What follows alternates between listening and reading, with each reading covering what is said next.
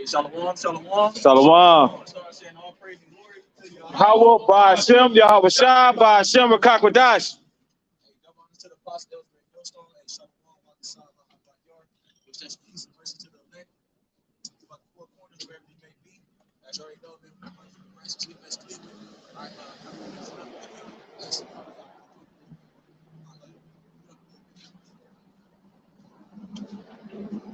yeah, back at your another video, man.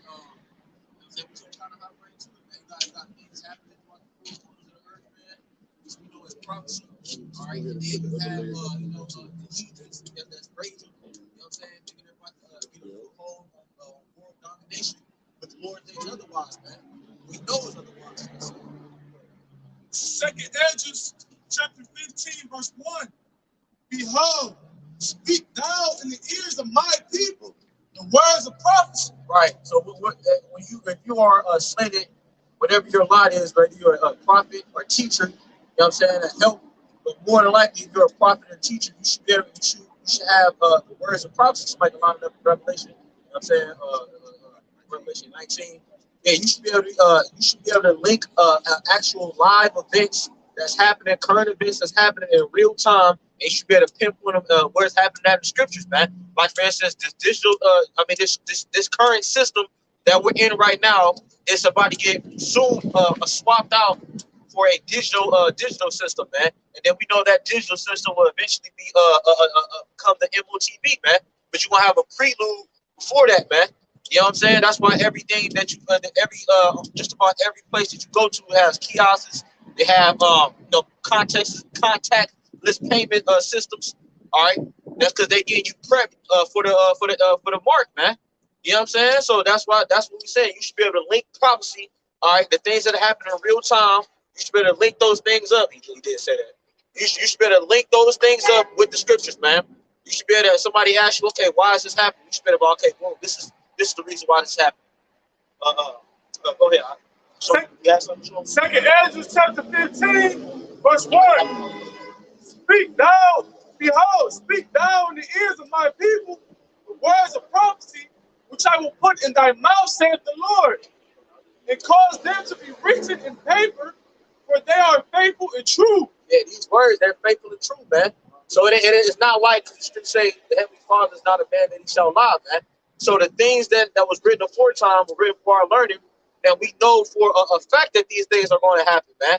It ain't that we think or maybe know. These things are written on paper, and they are faithful and true, man.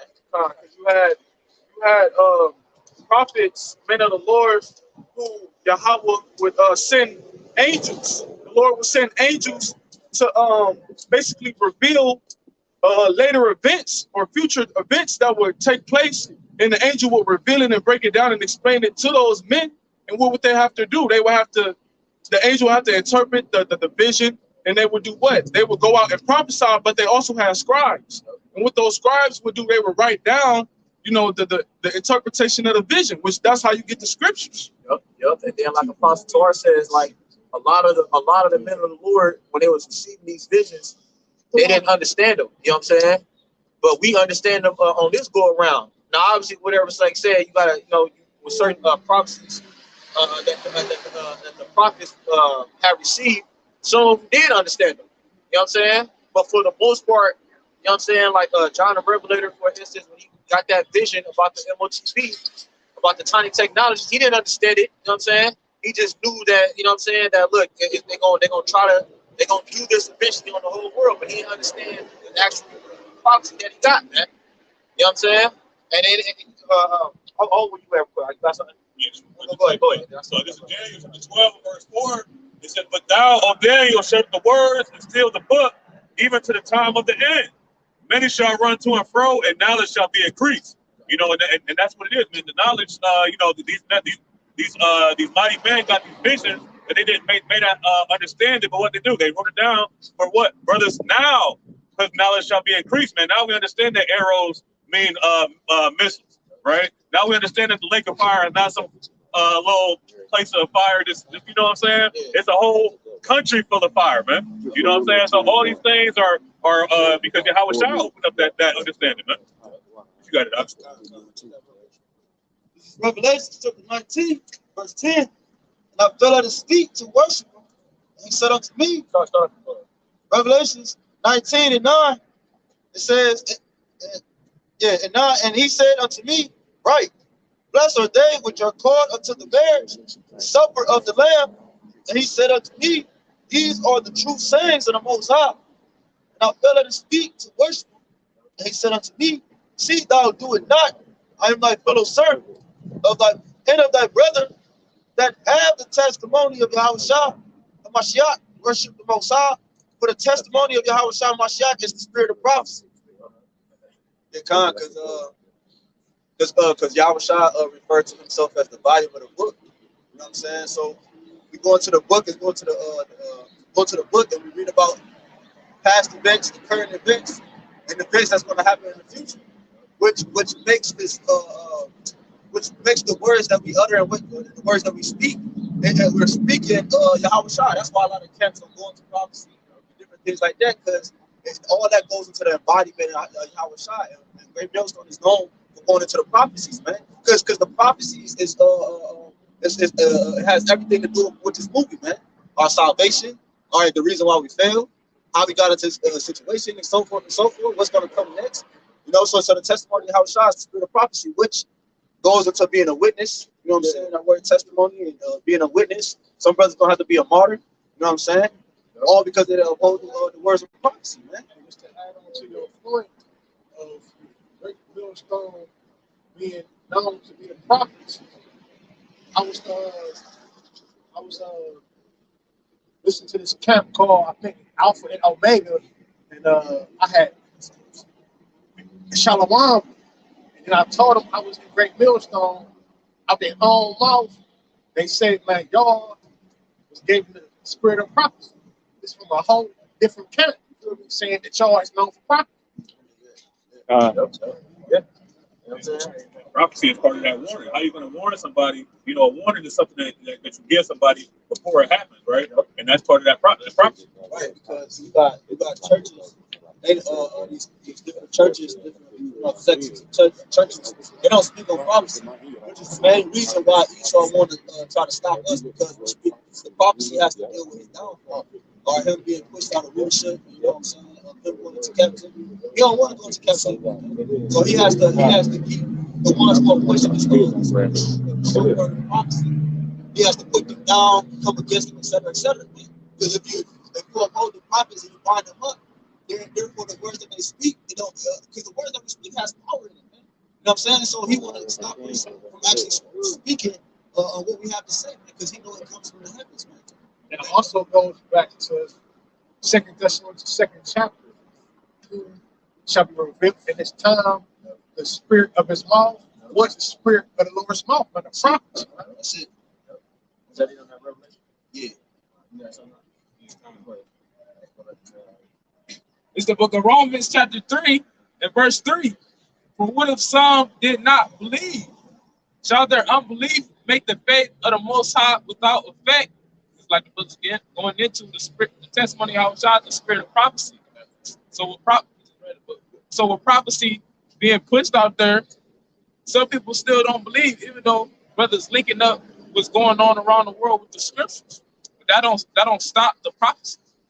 Verse 4, Most High forbid, yea, let the Most High be true, but every man a liar. So, as the brother read in 2 Ezra 15, the Lord put his words in our mouth, so that way we be telling the truth, which is prophecy. And anybody speaking outside of that, they lie. You know, it says, as it is written, that thou mightest be justified in thy sins and mightest overcome without our judge. You know, because once again, if you speaking the truth, you're gonna be speaking prophecy. That's the only way you're gonna be justified. Anything outside of that, you're gonna be condemned. And we see that happening with the false congregations, you know, these different leaders saying that the M to the O to the T to the B is sin, and so on and so forth. That's a lie. That's not because we go to the actual meaning of the words, okay, you know, it goes back to something that's physical, the electronic tag.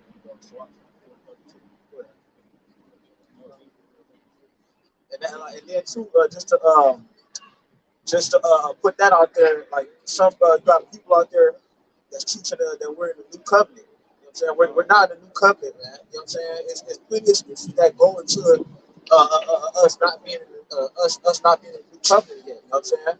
Like it's like one of the obvious things that the Lord's not written our inward parts. Another thing is that we won't be out. We won't have to teach every man his neighbor. Like there's a lot of things that goes into that, man. We still sin, right? So yeah, no, we're not in the new covenant, man. And we're not under the old covenant. We're not over the old covenant, man. We're under grace, man. You know what I'm saying? We're in the transition between grace and the new covenant, man. Once the kingdom comes, we'll be under the new covenant, man. You know what I'm saying? Key points in that verse, like after those days. So we ain't even made it to those days yet. Yeah, bro. It's just that's just like either you just being a demon on purpose, man, or you just the Lord took the oil from people that say that, man. Go ahead. This is Ecclesiastes chapter 24, verse 32. It says, I will yet make doctrine to shine as the morning and will send forth her light afar off. Right, that's what we're doing right now, man. We're making doctrine to shine forth, man. What does the word doctrine mean, man? It means a body of teachings, man. You know what I'm saying? Or principles of teachings, man.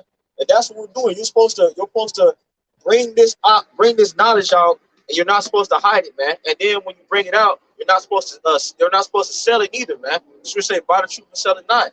And then on top of that, you're supposed to make it plain upon tables, man. You know what I'm saying? Because you got some of these teachers, these pastors. You know what I'm saying? The congregation. You speaking of Israelites, man. Jake ain't highly educated and all of this stuff. Jake use slang, and it's like you gotta speak to them in ways where you can connect with them, man. You know what I'm saying? You got you got them what they call them, activists. You know what I'm saying? And the people that get put in those positions, they be speaking to Jake, man. These $1 billion words and shit, man. No, man. You speak to him in plain language, man. If I can say too, what did the Apostle Paul say? He said when he was dealing with when he was dealing with the Jews, he made himself as a Jew. Yeah. You know what I'm saying? When he was dealing with uncircumcised, he made himself as the uncircumcised to put himself on that level so that way they can have that understanding. Yeah. He said, I became all things to all men. Yeah. You know what I'm saying? So it's like basically, like for instance, like when Paul and the other disciples was on the same, mainly Paul, because he was considered like a very educated man. Yeah, he's under the tutelage of Gamaliel. You know what I'm saying? So he would, when talking to the Pharisees, he would like basically adjust to the person. Just like when we teach it now, bro. You know what I'm saying? If it's a person that you see that's not really picking up on the things that we're talking about, kind of, in lack of a better term, you dumb it down, man. You know what I'm saying? So they can receive it. You know what I'm saying? You should be able to teach a fucking 5-year-old all the way up to a professor. You know what I'm saying? And pass that, bro. That's the level that you should be operating on, man. Go ahead. Ecclesiastes 24, verse 33, it says, I will yet pour out doctrine as prophecy and leave it to all ages forever. Yeah, that's what it is, man. That this doctrine is in the form of prophecy, man. Because we have to be all these things that are written for these last days right now, man. John the Revelator had all these visions and revelations for what the time we're in right now. The 7 vials, right? All these things are here for these times right now. That's what prophecy is, and that's what these men told us back in the day in order for us to understand it right now. It was a key factor. Just read it one more time because it's a key to let you know that the truth always brings, and it wasn't taken all the way from the earth. Bring it back. Ecclesiastes 24 and 33. I will yet pour out doctrine as prophecy and leave it to all ages forever. To all generations, all ages forever. So the word and the understanding always been. Keep going, right? Okay. Verse 34, it says, behold, that I have not labored for myself only, but for all them that seek wisdom. Bring that back. God. Verse 34, behold, that I have not labored for myself only, but for all them that seek wisdom. Right, so we're out here not only for ourselves, but for the elect, bro. And that's the thing, man. When you get this word, man, you can't be selfish with it, man. You know what I'm saying? That's why the Lord talked about the man that hiding in his napkin. You know what I'm saying? You got to preach this word, man. You know what I'm saying? And then the Lord gave certain talents to more talents to individuals, man. And then the scriptures talk about what does it say in the book, man? How did it go, man? the more that I had, something. Oh, what I had, what I required. Yeah. But here, bro, you supposed to bring this word out, man. You know what I'm saying? That's what we on this earth for, man. It's like man and woman, you supposed to obey YAHWAH. Like I said, you have different lots within the nation of Israel. You know what I'm saying? It goes into that book of Corinthians, man. You know what I'm saying? Some teachers, some evangelists, so forth and so on, man. Was that it on that? Yeah. Okay, time. Go back to that. Second Ezra chapter 15, verse 3. Fear not the imaginations against thee. Let not the incredulity of them trouble thee that speak against thee. Right. And what does incredulity mean? Some synonyms for unbelief, disbelief. You know what I'm saying? So you have people that don't believe what we're teaching, right? You had that back then, man. You know what I'm saying? You had that basically from the beginning of time, man. You had people that didn't believe the words of the men of the Lord all the way going back to Noah, man. You know what I'm saying? We speaking the words that YAHWASHI. Well, that ain't gonna happen. We'll watch the bound, you know what I'm saying? Or that it might happen, but it might be decades from now. Or my children, that's gonna happen in my children's generation, man. No, man. This you can clearly see we are at the end, man. If you don't see that, then that means the Heavenly Father has blinded you, man.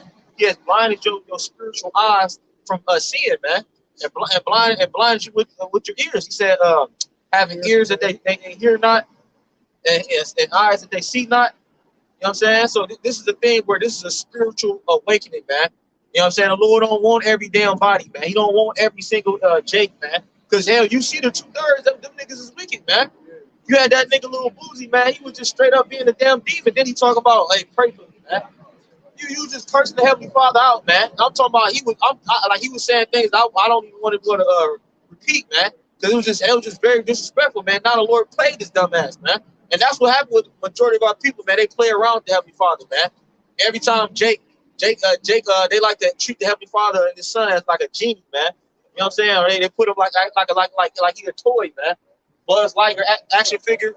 That's how Jake treat the Heavenly Father and his son, man. Or they treat him like a worker, like how BAHASHAM that was not working for you, and you could summons and call him when you want or need help. Right, man. And that usually happens with our people when they well, like what happened? I'm gonna say it happened when they down and out, but it more so happened when they rich, man. When Jake is rich, bro, they get that money. They don't, man. They not thinking about the Heavenly Father, bro. Yeah, hell, that's why. To be honest, too, that's why our Lord got us in this position, man. In the scripture, it said that in Proverbs, man. Give me neither poverty nor riches, man. Somebody can get that line up in Proverbs 30 real quick. You know what I'm saying? Because we can say that we wouldn't do this and we wouldn't do that, but you don't know what the hell you do, man. Because them spirits will hop on your ass, man. They have you doing things that you like, damn, I never thought I was doing that, man. You did it. Right, bro. Because after you did it, yeah. You done left, like, hold on, what did I do? Yeah, bro, because it's that on this go around, bro, and the Lord knows, man, like, he couldn't give us too much, man. Like I said, I'm gonna let the scripture speak. You got that in Proverbs, man. You got that Proverbs? Yeah, 30. Yep. It's Proverbs chapter 30, verse 8. It says, remove far from me vanity and lies. Give me neither poverty nor riches. Feed me with food convenient for me. And that goes into being content, man. All right, we say the Lord's Prayer, and we say, feed me, give me, Salaki.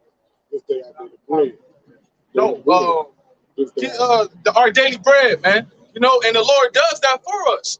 You know, we got jobs, right? So we get money. We got enough to keep us sufficient, stably, so that we can maneuver, right, around the world, handle our responsibilities in the world, and handle our responsibilities in this ministry, man. Because you don't want too much, you're gonna forget the Lord. But if the Lord bring you too low, then you're gonna renounce the Lord, man.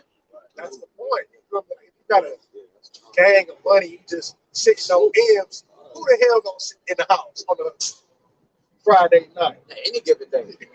You got that money, bro. You gonna be wanting to do shit. You gonna be out here. You gonna be buying things like basically, bro. You gonna be worldly, man. Like that's just to put the icing on the cake. You're gonna be worldly, man, to a certain degree. Now you do have certain brothers that have more than others, but that's all because of the Lord know that person can handle it. You know what I'm saying? So you just gotta understand your lot, man. You gotta know yourself too, man. I know I'm reserving $1 billion, man. I be watching fam, I be doing that, you know, like so. You know, you just gotta know yourself. People at my job, you fucking going in on the fucking record. So I'm like, man, I don't need 3,700. Man, what the fuck I'm doing? I kill myself. Right. This is Proverbs chapter 30, verse 9. Least I be full and deny thee, and say, who is the Lord? Or at least I be poor and steal and take the name of my power in vain. Right. So literally, like I just said, you can't get too much, because then you're going to do what? You're going to forget about the Lord, and you're going to start doing worldly shit and all types of shit. Bitches, money, hoes, clothes, and all that shit. But then if the Lord take away and bring you too low, then what you're gonna renounce the Lord, man. Yeah, because you wouldn't be able to basically sustain yourself. Right. Because you just basic things you do need. Talking about that in the book of Sirach. You know what I'm saying? You need a house to cover your shame, and you know what I'm saying? You need basic necessities. You know what I'm saying?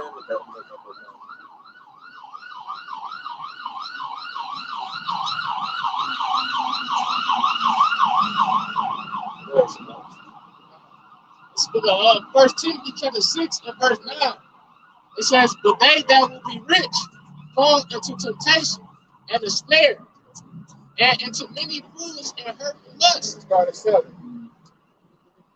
This book. This book of 1 Timothy chapter 6 and verse 7. For we brought nothing into this world, and it is certain we can carry nothing out. Right? So hey, just like how we came into the world, and that's how we're gonna get on the chariots too. That's how we're gonna be delivered into the kingdom as well. You're not gonna go into the kingdom with a fancy car and the Lord, he take you in how he brought you in this world, man. Shit, actually, it's gonna be better because the body. Yeah. Actually, it's gonna be better. Since how we came to this world is the mob. You know what I'm saying? But once the chariots get beamed up, after simultaneously get beamed up, we're gonna get those new bodies, man. So it's gonna get better. Being up in the chariot talking about, hold on, Yahawah. I like that tattoo though. Yeah. That tattoo. And, man, it's like that's how you know we gonna have these bodies, bro. Because a lot of us, like I said, what King David said it best, man. In my bed, my mother's bed, I was shaking in iniquity, roughly paraphrasing it. But nonetheless, brothers got Esau that hit us with all type of evils when we was young, babies. You know what I'm saying? The food that we ate is defiled, the women we dealt with defiled, the bodies that we got tattoos on them. So some brothers, you know what I'm saying, that did things. So it's like we're gonna have to get the new bodies, you know what I'm saying? And then to tell you that Timothy, man. I mean not Timothy, Corinthians. We're talking about either corruption. Yeah, corruption now shall not inherit, you know what I'm saying? Yeah, incorruption, slacking. Incorruption shall not inherit the kingdom of heaven. Go ahead. Verse 8, and having food and raiment, let us be there with content. Yeah, it was corruption. No, I was saying. It's like corruption, not incorruption. Go ahead. It says, and having food and raiment, let us be there with content. Right? Hey, because in this kingdom, hey, that's another stumbling block for the rich. Because when you get rich, how can you be content when you always got something to pursue? The Lord like a man of balance. He don't want no brother in that lukewarm spirit. It says, having food and raiment, but that's why the Lord gave every brother his balance. But it says, having food and raiment, let us be there with content. But they that will be rich, fall into temptation and a snare, and into many foolish and hurtful lusts, which drown men in destruction and perdition. It says, for the love of money is the root of all evil, which while some coveted after, they erred from the faith and pierced themselves through with many sorrows. And that's what these rich men do when they know, they in realization that they're not gonna fear the Lord. You know what I mean? They gonna keep playing, keep going through all the pleasure, whatever they got to do. You know what I mean? To continue to flourish in the riches, which is gonna come to naught. They not considering that the Lord gave these things to them. They damn sure not considering that the Lord will take these things. That's why the brother read earlier in the chapter said, having food and raiment, let us be there with content. Content goes into being satisfied. Because you don't want to be coveting. You know, you don't want to be wanting what somebody else got. No, the Lord gave what's fit for your spirit. Yeah, well, you don't want to want somebody got unrighteousness. You know what I'm saying? Because you can do that in righteousness. You know what I'm saying? Like you can like say, brother got something, but man, I don't like to get that. But you can't. Covetousness is making one that he got. Yeah. What's your own? No. Covetousness is basically wanting something unrighteous. You know what I'm saying? Lusting after it, like unrighteous. Because you Like don't want something that another brother got, but it can be unrighteous. You know what I'm saying? But if you coveting it, that means you doing it like wicked. You know what I'm saying? Like brother got a nice car, but now you know what I'm saying? I don't like the same one. So you can do that in righteousness, but you can't. You know what I'm saying? Wickedness. That's what covetousness is. Go ahead. Sum it up. Like when Elisha asked for a portion of the spirit of Elijah. Yep. That's right. That was a righteous reason. Like you said, man, try to cover that for another man's wife. Yep. That's wicked. That's wicked. You know what I'm saying? Or you know what I'm saying? You cover that, you know what I'm saying? Great point. It says, to desire or wish for inordinately or without regard for the rights of others. Yeah, because like I said, when you look it up in the blue letter, it's going to go deep. But nonetheless, go ahead and find that out. This is Ecclesiastes chapter 11 and verse 24. It says, again, say not, I have enough and possess many things, and what evil could come to me hereafter. In the day of prosperity, there is a forgetfulness of affliction, and in the day of affliction, there's no more remembrance of prosperity.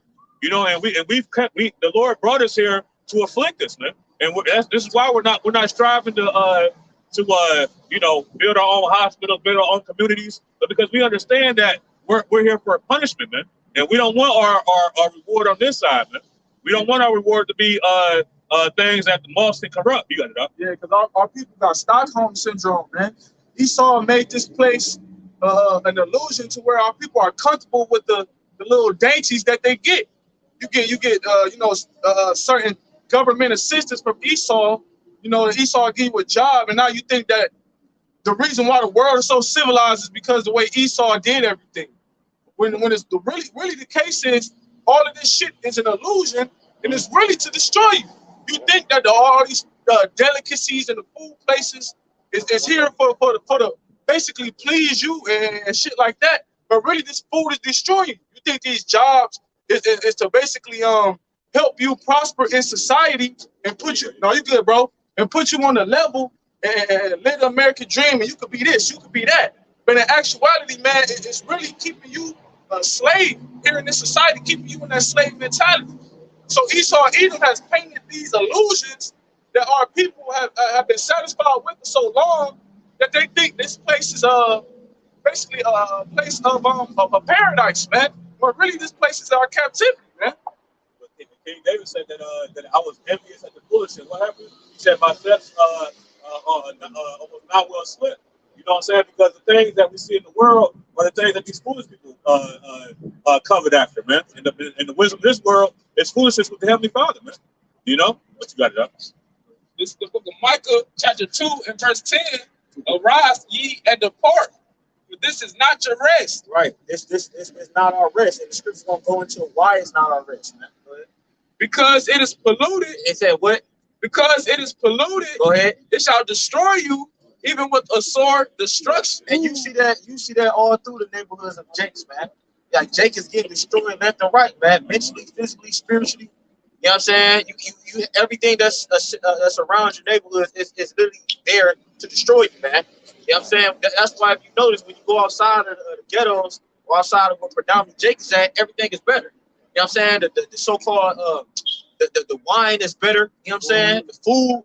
You know what I'm saying? The streets is better. The streets, yeah, the scene, the air, the water. So like, another thing too, they get more maintenance over there. Like for an example, let's say, you know, we in the wintertime and it's snowing and shit, they gonna make sure that those, you know, predominantly Edomite neighborhoods, they gonna make sure they roads get shoveled, the sidewalks get shoveled, they get salted before Jake neighborhoods do, man. Yep. And they like this how disrespectful Esau is towards the Jakes. They'll build a housing area, and it's a damn what they call that shit? No. It'd be like a coal mine or something like that in the back of right where you live at. A factory. Yeah, bro. Or it'd be like like something that's polluting. Yeah, train tracks, bro. I lived in a house, bro. A train track came right over the damn house. It was crazy, bro. Yeah, man. But nonetheless, that's how Esau treats you, Jakes, man. He treats you like you're a second-class citizen, man. You will always be looked at as a second-class citizen, man. He don't like you, man. He don't love you, man. And you, Jakes, you still out there seeking love from this devil, man. That's gonna be their downfall in the end. Yeah. Because what's gonna happen when Jake like really starts suffering from these plays? Like that's gonna trickle down to Esau. Yep. You know? All the weaknesses and things that Esau gets in those, high Edomite towns, and that's gonna depreciate as Jake, depreciate in these different, land masses. Also, in the 50s, when you go like down like the Rockefeller road and all that, like down there by the post office, they used to have those heavy industrial buildings. They used to coal and all that stuff, the ashes. What did they have down there? The Jake in the project. You know what I'm saying? So all that was causing breathing problems, health problems. Why? Because they didn't give a fuck about Jake. And then because they got with the red line. You look up red lining. Like basically to sum it up is Esau basically picking the best areas. You know what I'm saying? And it's a whole bunch of shit that goes into it too, bro. It's like where it's like Esau can basically discriminate you based on like your name. You know what I'm saying? Your area code. There's a lot of shit that goes to the red line that's wicked as hell, bro. And then you wonder why you apply for a job and they see where the area that you live at. About like, you know what I'm saying? That's low poverty income. It gotta be a nigga. You know what I'm saying? I see the area code that he lives in, or say or the street. It's like all that red line is wicked as hell, bro. Right. Then Esau wicked as make commercials talking about if you suffer from housing discrimination or racial discrimination, when the whole time this nigga's the devil. He said against you. He said against you, man. It's clear as day, man. Y'all got our Go ahead. Just real quick.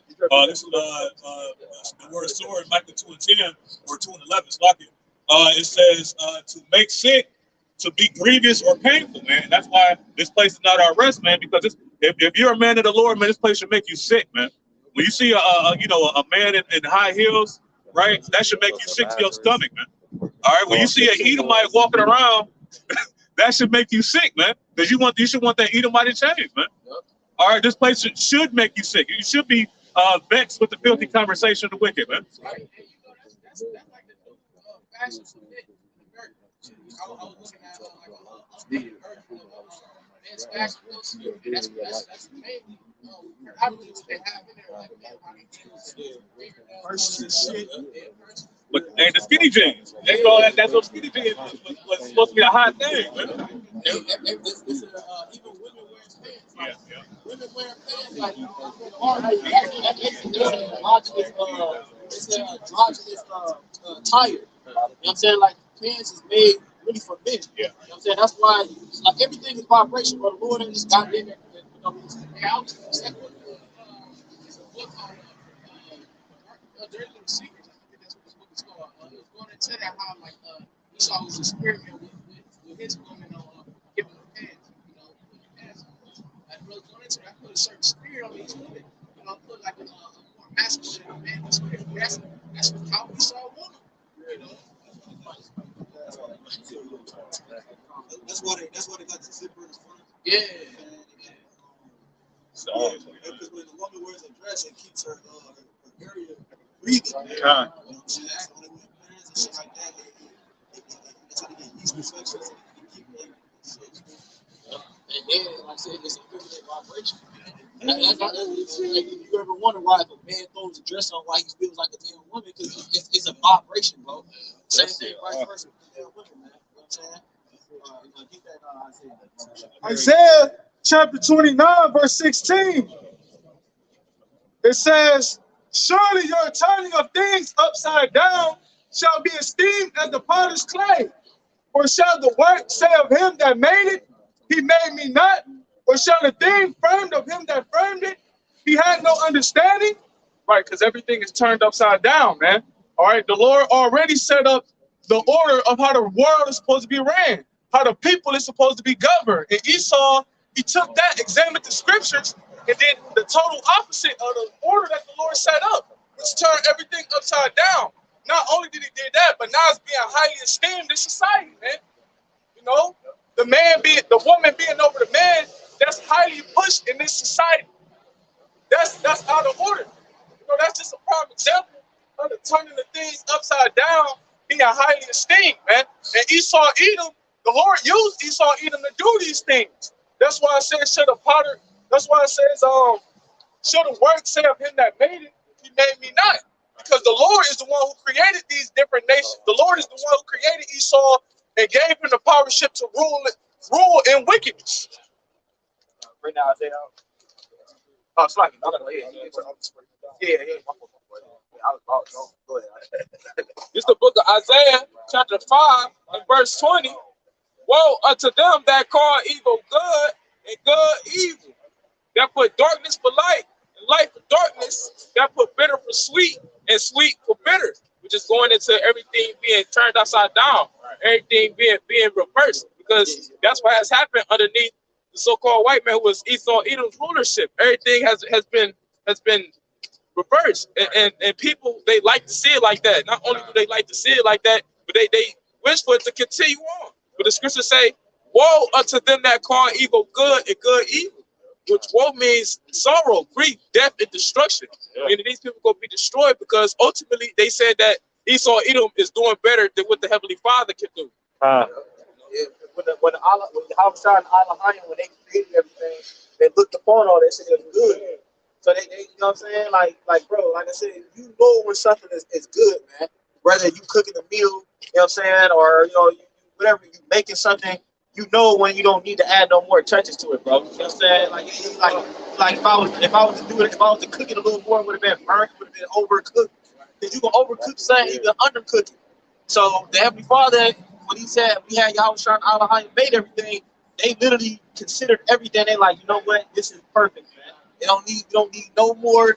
Because Esau is trying to add to the Heavenly Father's creations, man. Yeah, this nigga think he got something better than the creation of the Lord, man. Everything you make, everything you have has side effects or it destroys, deteriorates, man. Yeah. Go ahead. I was gonna say, YAHWAH made a great point by saying that YAHWAH made a good point by saying, Salakia, I'm gonna butcher what you said, but that basically Esau think he can do better than the Most High, and now he pushed that on the people, and the masses of the people think that, to the point where they think the kingdom of heaven gonna be boring, man. They think the kingdom of heaven gonna be some ancient world, sticks and stones, and this, that, and the third, and they rather have it to where Esau technology, I could have my phone, I could go to my computer, I could do this, that, and the third. Yeah, Biggie Smalls made that song. He said, "Fuck it, when I die, I want to go to hell.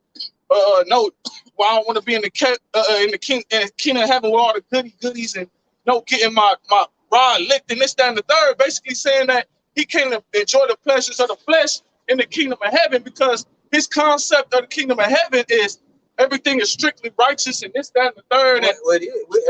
Well, yeah, but our people has been dumbed down to wickedness in this modern day society and technology, that they don't want righteousness to be established in the kingdom of heaven because the stigma was put on it to be boring. But even in the movies now, you get the movies where you got the nigga who live forever and shit and be like trying to die. Say, man, I'm tired of living around. I wish I could kill myself. I don't want to live anymore. Yeah, because it's wickedness out here. If it's righteousness and you get all the best of all the best and the greatest of the greatest, who wants to stop that? But they push that narrative to make it look like to come against the prophecies of the Heavenly Father, because one of the promises given to the hopeful righteous elect is eternal life. And eternal life means exactly what the fuck that means. You live forever. No more sickness, no more sighing, no more crying, no more death. The Lord said everything that you didn't have will give you 100-fold. What would you not want to live forever for? And then having power, say if you just did want to rest, go ahead, go to rest. Yeah.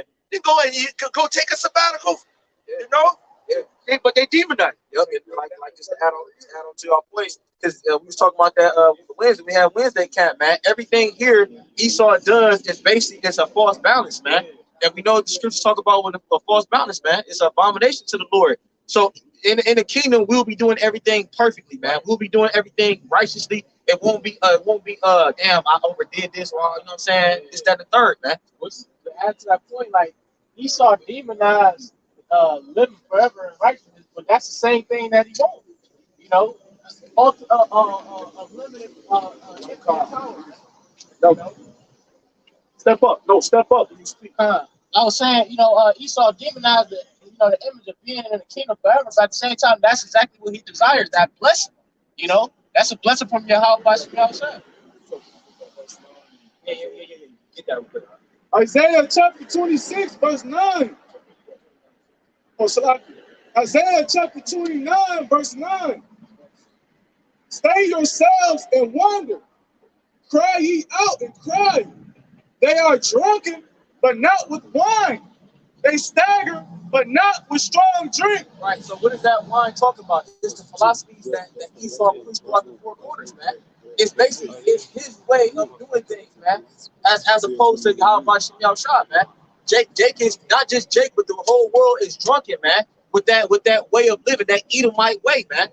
Philosophy. Yeah, which is that philosophy, man. The Democratic, Republican, goddamn it, Bolton, goddamn it, LGBTQ, XYZ, bullshit. All the things that Esau pushes, the whole, not only is Esau Edom drunk with it, the heathens are drunken, and the 2/3 are drunk. Says he transgressed upon he is a proud man. Chapter 2, the point in verse 5. All right, Habakkuk 2 and 5, straight to the point. Yeah, also because he transgressed by wine. He is a proud man. All right, going right into what the brother was saying. You know how these individuals what they drunk, but not by strong drink. You know, it's metaphorically speaking about again these philosophies, these ideologies, his way of living that he's trying to push upon the masses of the people, ultimately leading up to that tiny technology. Yeah. And for you to be a man, especially Israelite man, if you to think a man can deal with another man, that's what you drunk with that philosophy. Yeah. If you to think crab, shrimp, lobster, pork is righteous and you can eat it, guess what? You drunk with that philosophy, man. That's that wine that it's talking about, man. If you're a woman and you think ruling over your husband is righteous, or you got an equal partnership, guess what? You're drunk with that wine. That's what it's talking about, man. Go ahead. It says here also because he transgressed by wine, he is a proud man. Neither keepeth at home. Yeah, he proud, man. We often used to bring out how he got over 800 embassies across the four corners of the earth. See, he is a proud man. He neither keepeth at home. He in everybody else's land, except for his own land. Yeah. He's supposed to be in Mount Seir, Petra Jordan. See, dwelling in his allotment, the note. You know, he every other landmass, man. Okay, it says what?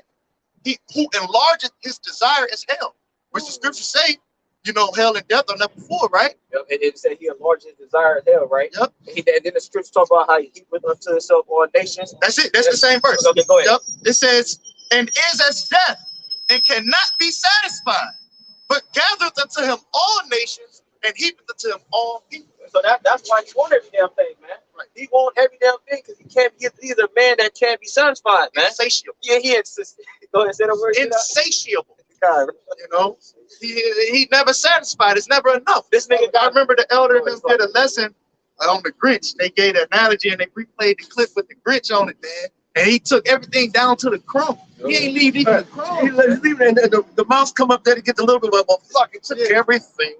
Might as well eat my little crumb. Might as well. I got kind of beat.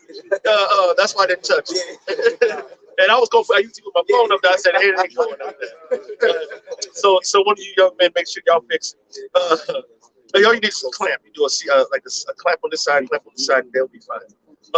But then he was about to get his little last morsel as he's about to grab it. The Grinch was already walking away. Was like, God damn, the mouse can't even eat either. But that's America, though, man. He says, "Can the great gather the no?" He said, "No, he's gonna keep going, man. He's gonna keep playing." He said, "Well, I'm gonna take. I want this man. What shit? Y'all saw some sauce? I want his house. Those his kids. I want his kids. What's your nationality? I want that too." So he's like, "God damn." Can't have nothing. Real quick, one more place. Obadiah 1 and 5. If thieves came to thee, if robbers by night, how art thou cut off? And this is the reason why the Most High is going to cut you off. I mean, it's one thing to be wicked, but you filthily wicked, man. You take wickedness to a whole nother level. All right? You take it, you just mean, man. You just mean. You got a black belt with Exactly. No. You got a coral. you. Yeah. Some people don't know about that. You got your black and then you got your red belt. But then there's some belt higher than the red, which nobody that's got grand. You ain't motherfuckers living. Really got, I think maybe 1 or 2 living coral belts. And BJJ living. I gotta go Google on it. But then he's a coral belt in wickedness, man. Shit. Yup. I was like, that's a coral belt? Yes. Obadiah 1:5 again. If thieves came to thee, if robbers by night, how art thou cut off? Would they not have stolen till they had enough? If the grape gatherers came to thee, would they not leave some grapes? And if you know our custom in Israel, we had a welfare system. You had homeless, you had people that was, traveling, if you will, in their journeys, man. And when they come across these different vineyards, they can get some substance to keep themselves going. You see? But now, you see, we got to go to this Edomite man for one of all things, like the scriptures say, right? You got to go to the store to get a couple of grapes, which they GMO anyway, But the point being, we had a welfare system set up for the people, okay? No, just So yeah, they would have left some grapes, man. Now I just did a little research. A coral belt is a red and black belt. So first of all, you got to be a black belt, and then you got to go get your 4 stripes or your 7 degrees or something like that in the black belt to get your red belt, and then the same process. Then after 30 years of being a black belt, red belt, you get your coral belt. You know what I'm saying? So coral belt, you have to have 30 years in on the highest level. Esau's has several thousand years in on the highest level of wickedness. I mean, I'm talking about since we get somebody get Amalek. We'll war with Amalek from generation to generation. And then somebody give me that he's the first of the nations. We'll tell you how long we've been battling this wickedness, man. We've been in the beginning. All right, we've been battling this wickedness and sin since the beginning for thousands of years. Approximately about we had 2,000 on this side after Yahawashi. We had about almost 2,015, 1,700 years between Yahawashi and I think Moses, around almost 35 to 4,000 years approximately. You had the flood and then the time before then. And if you look at the time between Adam and the time of the flood, you look at everything will be approximately around 6,000 to 7,000 years or so, something like that. We've been battling wickedness for the complete amount of motherfucking time, man. It's about 6,000 to 7,000 years, approximately. All right. So this is who got the scriptures? I got Numbers, and the brother got the Exodus. Exodus 17:16. It says, "For he said, because the Most High have sworn that the power will have war with Amalek from generation to generation." The Most High say he's gonna war with Amalek. That's the power seat of Esau. Yeah. He's the power seat of the planet. You know who's in Joe Biden's ear? Amalek, the so-called Israelis.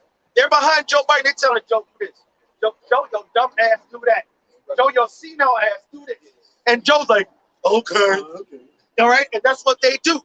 All right, and the proof of it is all these so-called dignities are going over to these foreign countries and bowing down before these other dignities. See, I'm a king and he's a king. We'll greet like this. Hey, shalom, shalom. And I'll give him a nod, a head nod. If you go into a king and he give you the nod, that means we cool. You're not gonna see the king do this and break that waist. We don't come to before brothers like, hey, shalom, hey, shalom. No, he a king, I'm a king.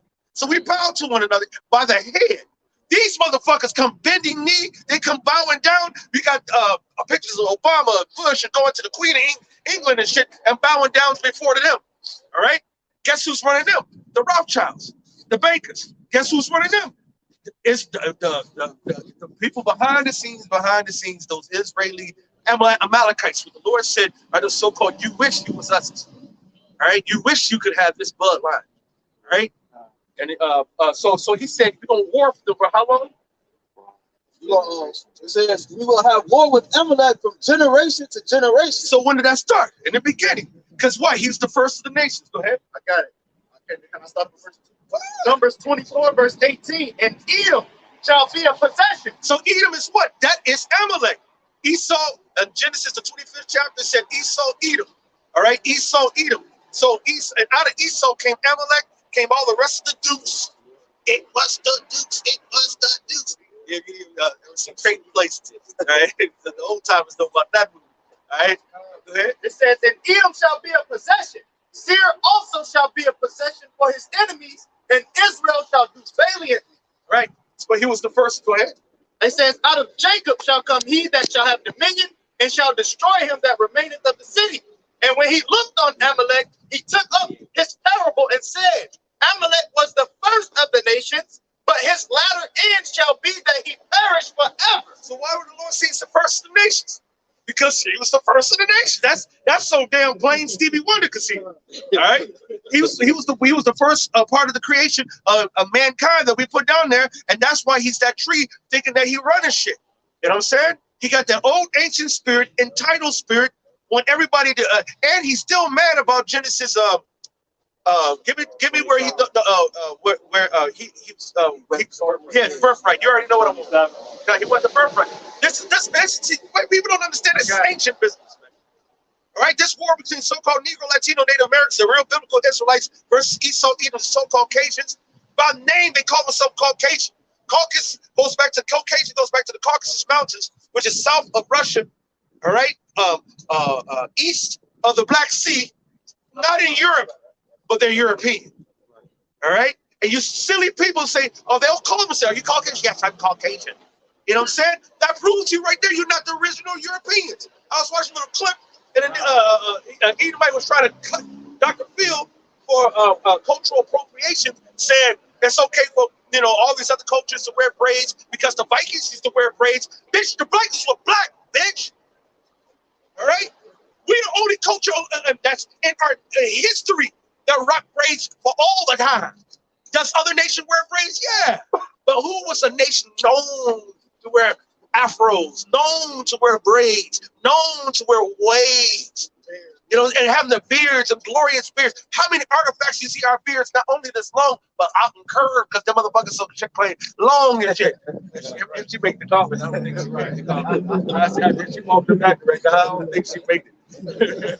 Right? Go ahead. This is Genesis 27 and 34. And when Esau heard the words of his father, he cried with a great and exceeding bitter cry. You went to the cut. Now let's go up a little bit. Just a little bit up below. Okay. Because this is that's even long story short. The promises was given to Jacob. All right. Now when Esau sold his birthright, I get mad sometimes. It's like, yeah, he's planning to try to steal his birthright back. I'm like, well, he actually made the deal years before. He made the agreement. If somebody want to get it, a matter of fact, let's get it. Let's go to the Genesis. Yep, let's go. Let's give you the account. Esau sold his birthright. If this is my birthright right here, all right, and Salaki, I hate to impersonate Esau. I don't like to insult myself so low and say this is Jacob, which is highly esteemed, young, beautiful brother. All right, so it's like I'm hungry. He got the food, and I'm like, okay, get the account. Genesis, you don't make it similar to me because the Lord said that's how we teach anyway. Go ahead. Genesis chapter 25, verse 29. And Jacob saw pottage, and Esau came from the field. So he cooking meat. Now he's in the process of cooking. He ain't finished. So is that meat done? All right, that meat ain't in tip yet. Right. That tip like no, not yet. He tasted the broth. He wasn't even trying to taste it. He already knew that wasn't because it was a stew. It had lentils, it had meat, it had other things in it. Okay, all right, go ahead. And Esau came from the field, and he was faint. Oh man, been out here looking for these motherfucking deer. I can't find a goddamn deer. Was up there over there on the east of Jordan. I couldn't find shit over there. I'm tired, man. I'm about to fucking die, man. What's that you cooking? Just a little bit. It ain't done. It ain't done? Go ahead. It says, verse 30, and Esau said to Jacob, feed me, I pray thee, with the same red pottage. I know it ain't done. I see it's red. I see a little blood in that. I don't give a fuck, bro. I'm a father now. Man, you know I just walked from the Jordan? I just walked from the Jordan, bro. I'm tired, bro. Little bro. And he'll be like, nigga, that was 5 seconds. That was 5 seconds. For I am faint. For I am faint. Therefore was his name called Edom. I'm about to die. I'm hungry. I know it ain't done. Let me get some. I tell you what. I give you my purpose. But you know our law, though, bro. Are you sure? Huh? But you know our law. What about the law? Can't eat liquid blood. I don't give a fuck about the law. I'm hungry. What the fuck you talking about law? Hey, the law ain't feeding me in my belly right now. Yeah. Go ahead. It says, verse 31, and Jacob said, sell me this day thy birthright. Shit. And Esau said, behold, I am at the point to die. Man, I'm about to die. Let me get that shit.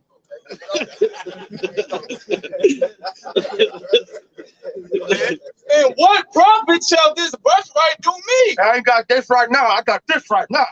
I got this food right now. This shit good too, nigga. They know you don't put your foot in that motherfucker. You know what? Because you see. Oh yeah. I used to see shit. I laid it out good. Go ahead. And Jacob said, swear to me this day, and he swore unto him. You gotta swear to me, man. I gave you this birthright, you gotta swear to me. Oh shit. I got to make it. All right, you got it, bro. I swear for the Father, that that's your birthright. I'm good. And man, I think you might hook this up again, just like that. Don't be finishing like you be doing. I don't like that brown black shit. I like my shit red. I got you. Just know this birthright is permanent. Bro, we good. This sperm is gonna be permanently in my belly. Okay, as long as we got that deal. All right. So he sold his birthright unto Jacob. Now what happened? Keep reading. It says, verse 34, then Jacob gave Esau bread and pottage of lentils, and he did eat and drink, and rose up and went his way. Thus Esau despised his birthright. So now after the food got in, he got all good. What the fuck did I just do? I mean, the birthright, how big it was, I don't even know what Papa was giving me. Goddamn, what if he give me something good? Fuck. I should have gave him that shit. I got that answer for you. All right. It's Hebrews chapter 12, verse 16. It says, least there be any fornicator. Hold on. You're going straight to the cut. I love it. I love it. Let's go back now to the other one. And then we're going to come off the top rope with that. God, the elbow. These combo break. This is Genesis chapter 27. Let's start up with it.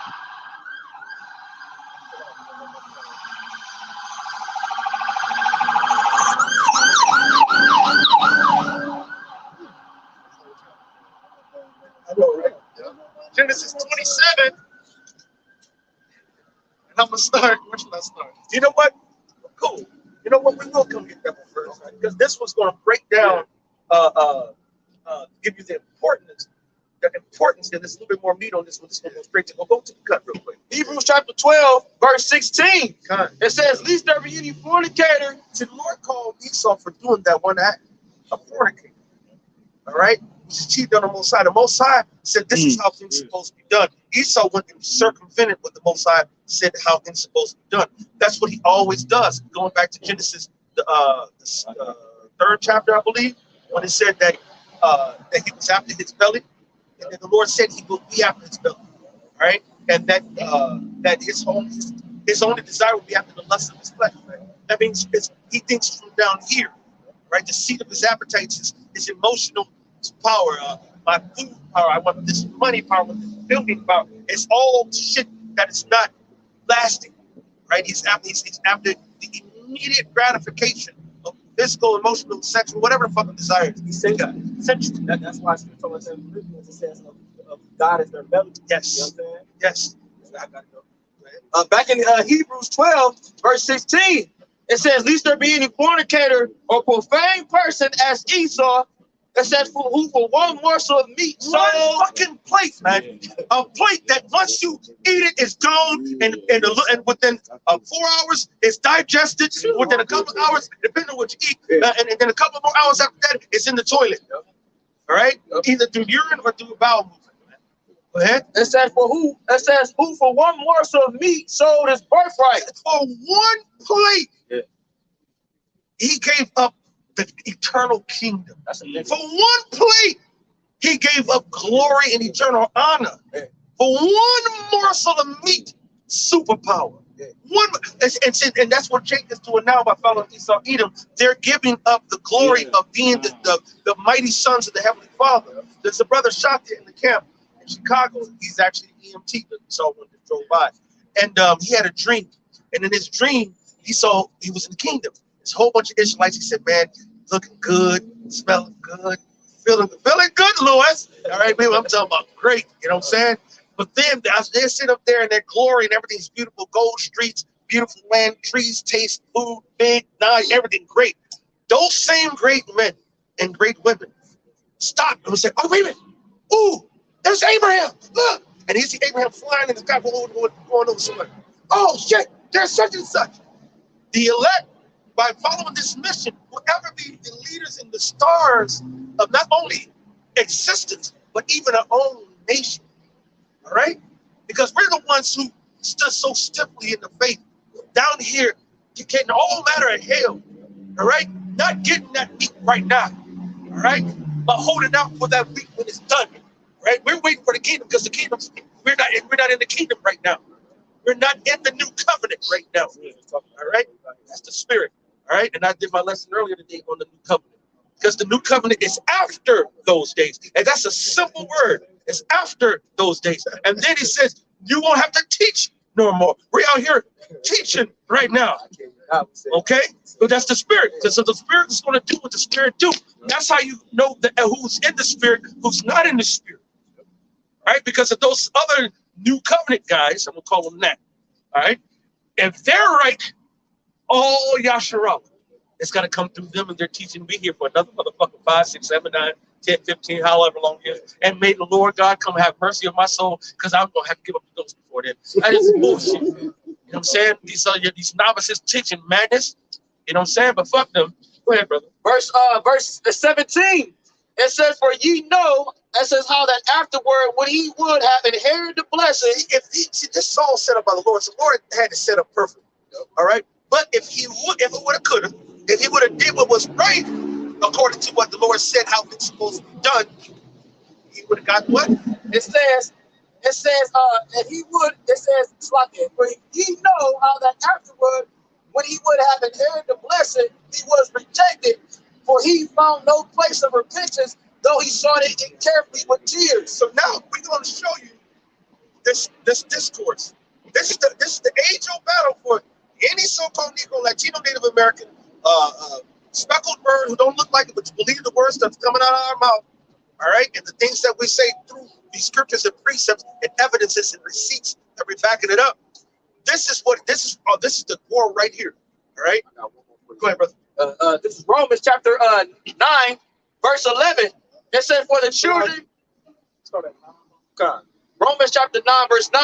It says, for this is the word of promise. At this time will I come, and Sarah shall have a son.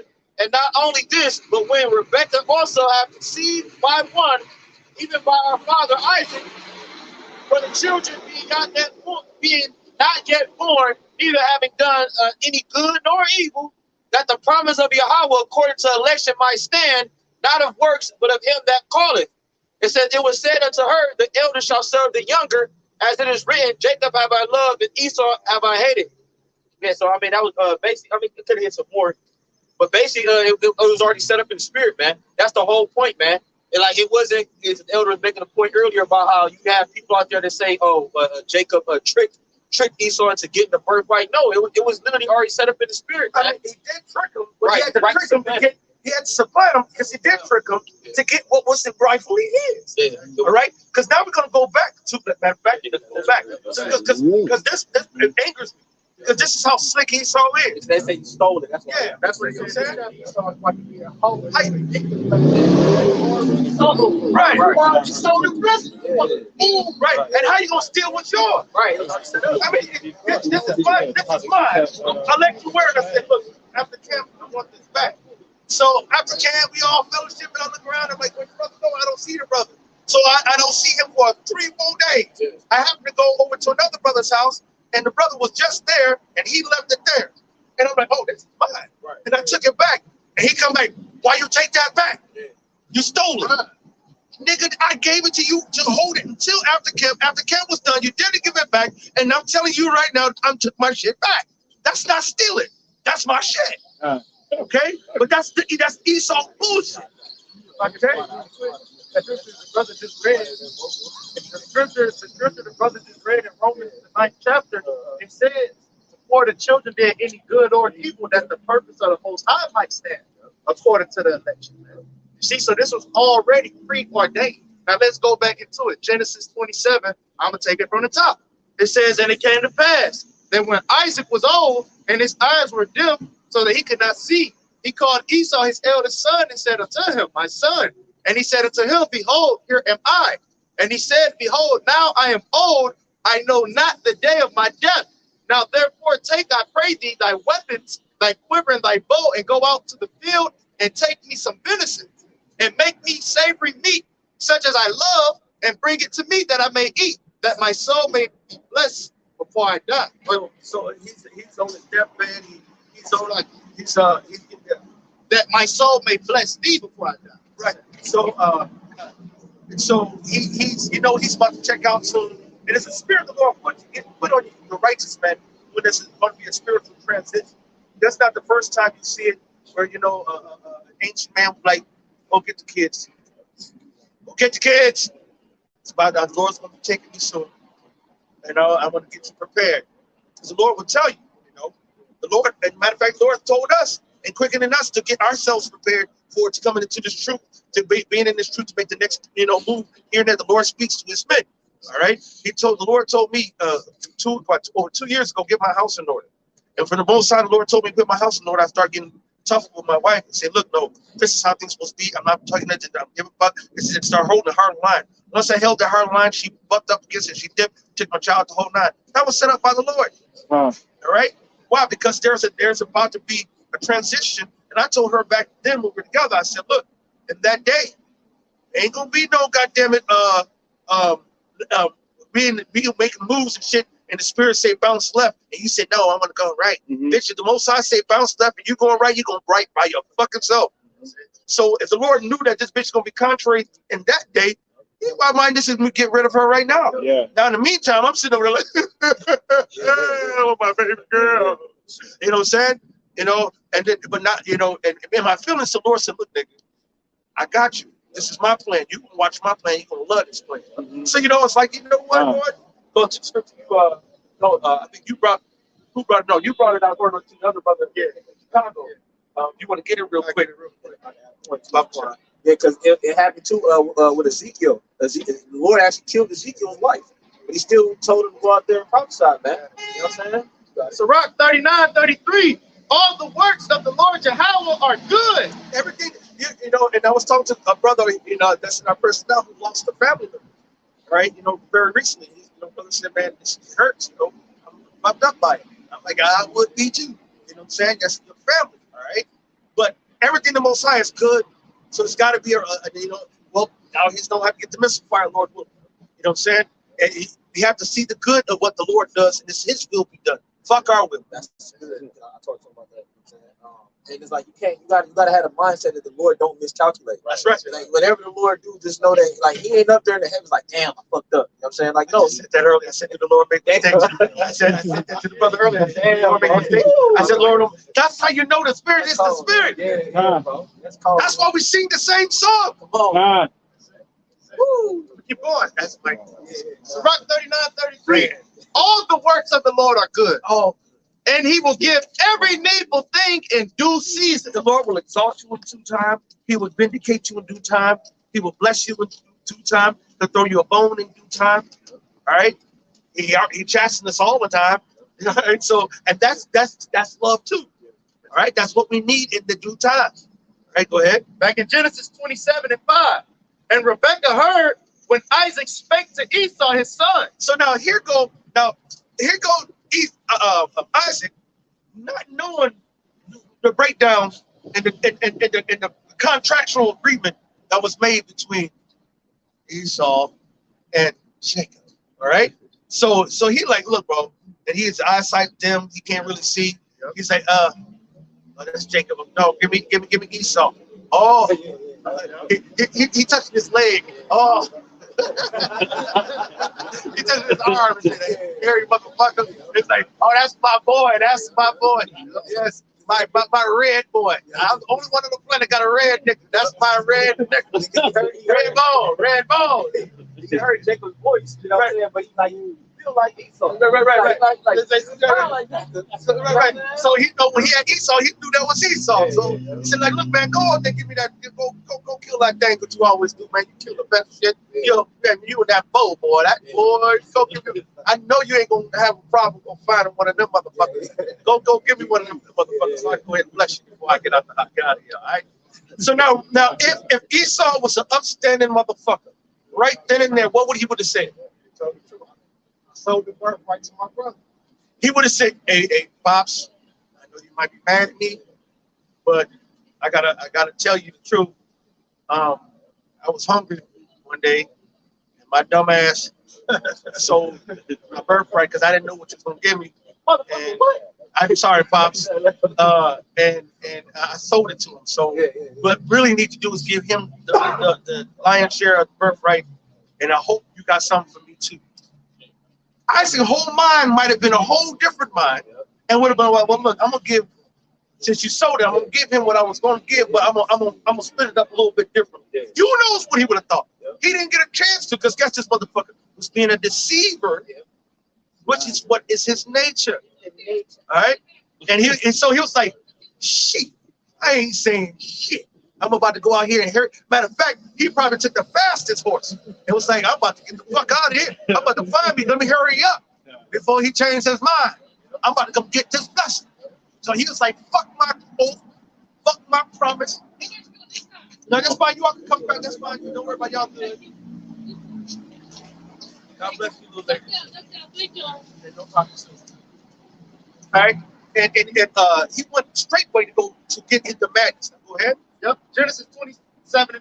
And Rebekah heard when Isaac spake to Esau his son, and Esau went to the field to hunt for venison and to bring it. So now here go Rebekah, who knew what the dude was. Like, wait a minute, no, this nigga did. Oh, hell no. Now you got to understand that Esau was Isaac's favorite, and Jacob was Rebekah's favorite. So she right away was like, oh, hell no. And this, now, did you sell that shit to him? I know you told me that. I heard y'all going back and forth, right? You know this motherfucker just went out there and did that shit, right? Okay, shit, no, hell no. This is what we gonna do. Because hell no, they ain't gonna be doing that shit. No, not to my baby boy. Hell no. All right, verse 6. And Rebekah's face was here the whole fine ass. And Rebekah spake unto Jacob her son, saying, behold, I heard thy father speak unto Esau thy brother, saying, I heard your dad. He don't know what went down. He probably don't even care his mind. He didn't know that right now. We're gonna have to do something. Go ahead. Bring me venison and make me savory meat, that I may eat and bless thee before the Lord power before my death. Now therefore, my son, obey my voice according to that which I command thee. Go now to the flock and fetch me from thence 2 good kids of the goats, and I will make them savory meat for thy father, such as he loveth. Look, go get them motherfuckers. We got some good fatty ones. Go get some good. I know what you did like. And I know how he could. I know the whole nine. I'm gonna make his meal because he's gonna like this. What I'm about to do. I'm gonna put my foot in his face. Come on. It says, verse 7. So like verse 10. Man, I wish I had one of them bills, man. Damn. That just made me just wish for one of them bills. Verse 10. Genesis 27:10. And thou shalt bring it to thy father, that he may eat, and that he may bless thee before his death. And Jacob said to Rebekah his mother, behold, Esau my brother is a hairy man, and I am a smooth man. My father peradventure will feel me, and I shall seem to him as a deceiver, and I shall bring a curse upon me and not a blessing. And his mother said unto him, upon me be thy curse, my son.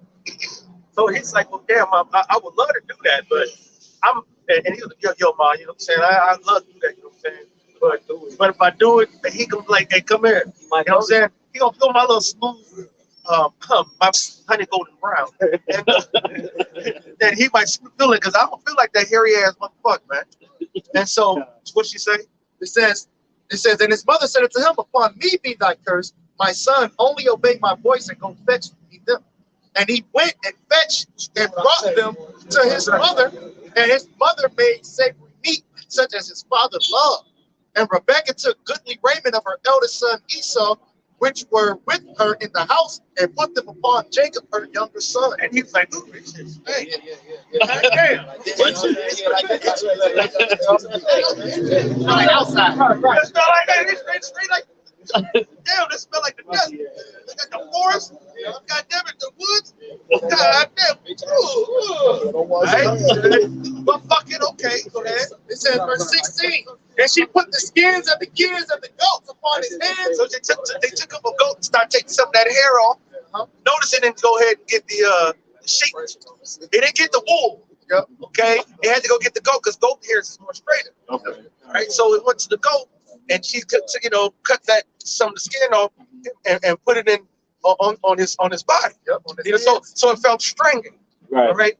You ever look up in Leviticus 13th chapter that talks about leprous hair? Yeah. It's yellow thin hair, and that word thin is crushed. That's that straight shit. And the Hebrew word, the word for thin there is definition means crushed. Right. So that's that. The Lord calls Esau hair crushed. This right here is springs of life. You can't even tell how long it is because by the time you pull that, God damn, it's much longer than what it looked like. You just all like this. No, that motherfucker this long. Right? That's life, man. You can't. Most High is beautiful. You look at how the Lord talks and things. You just get amazed by why he do what he do. Like Jake actually got like the hair like volume, like Yes. you know what I'm saying, hair like you got volume in the hair. It stands up, it's lively, you know what I'm saying, and it's now we got a big pro like his, like sport is naturally insulating your hair. Yeah. I mean your scalp. You know what I'm saying? So it says back in verse 16, Genesis 27:16. And she put the skins of the kids of the goats upon his hands. They gave us some stringy hair. All right. And upon the smooth of his neck. And even over here, because he's a hairy motherfucker. All right, go ahead. And she gave the savory meat and the bread which she had prepared into the hand of her son Jacob. And he came unto his father and said, my father. And he said, here am I. Who art thou, my son? And Jacob said, So now he went, hey, he probably came in like, hey, what's up, Pops? And he's like, who's that? Oh, hey, what's up, Pops? Hi, hey, Pops, shalom. Shalom.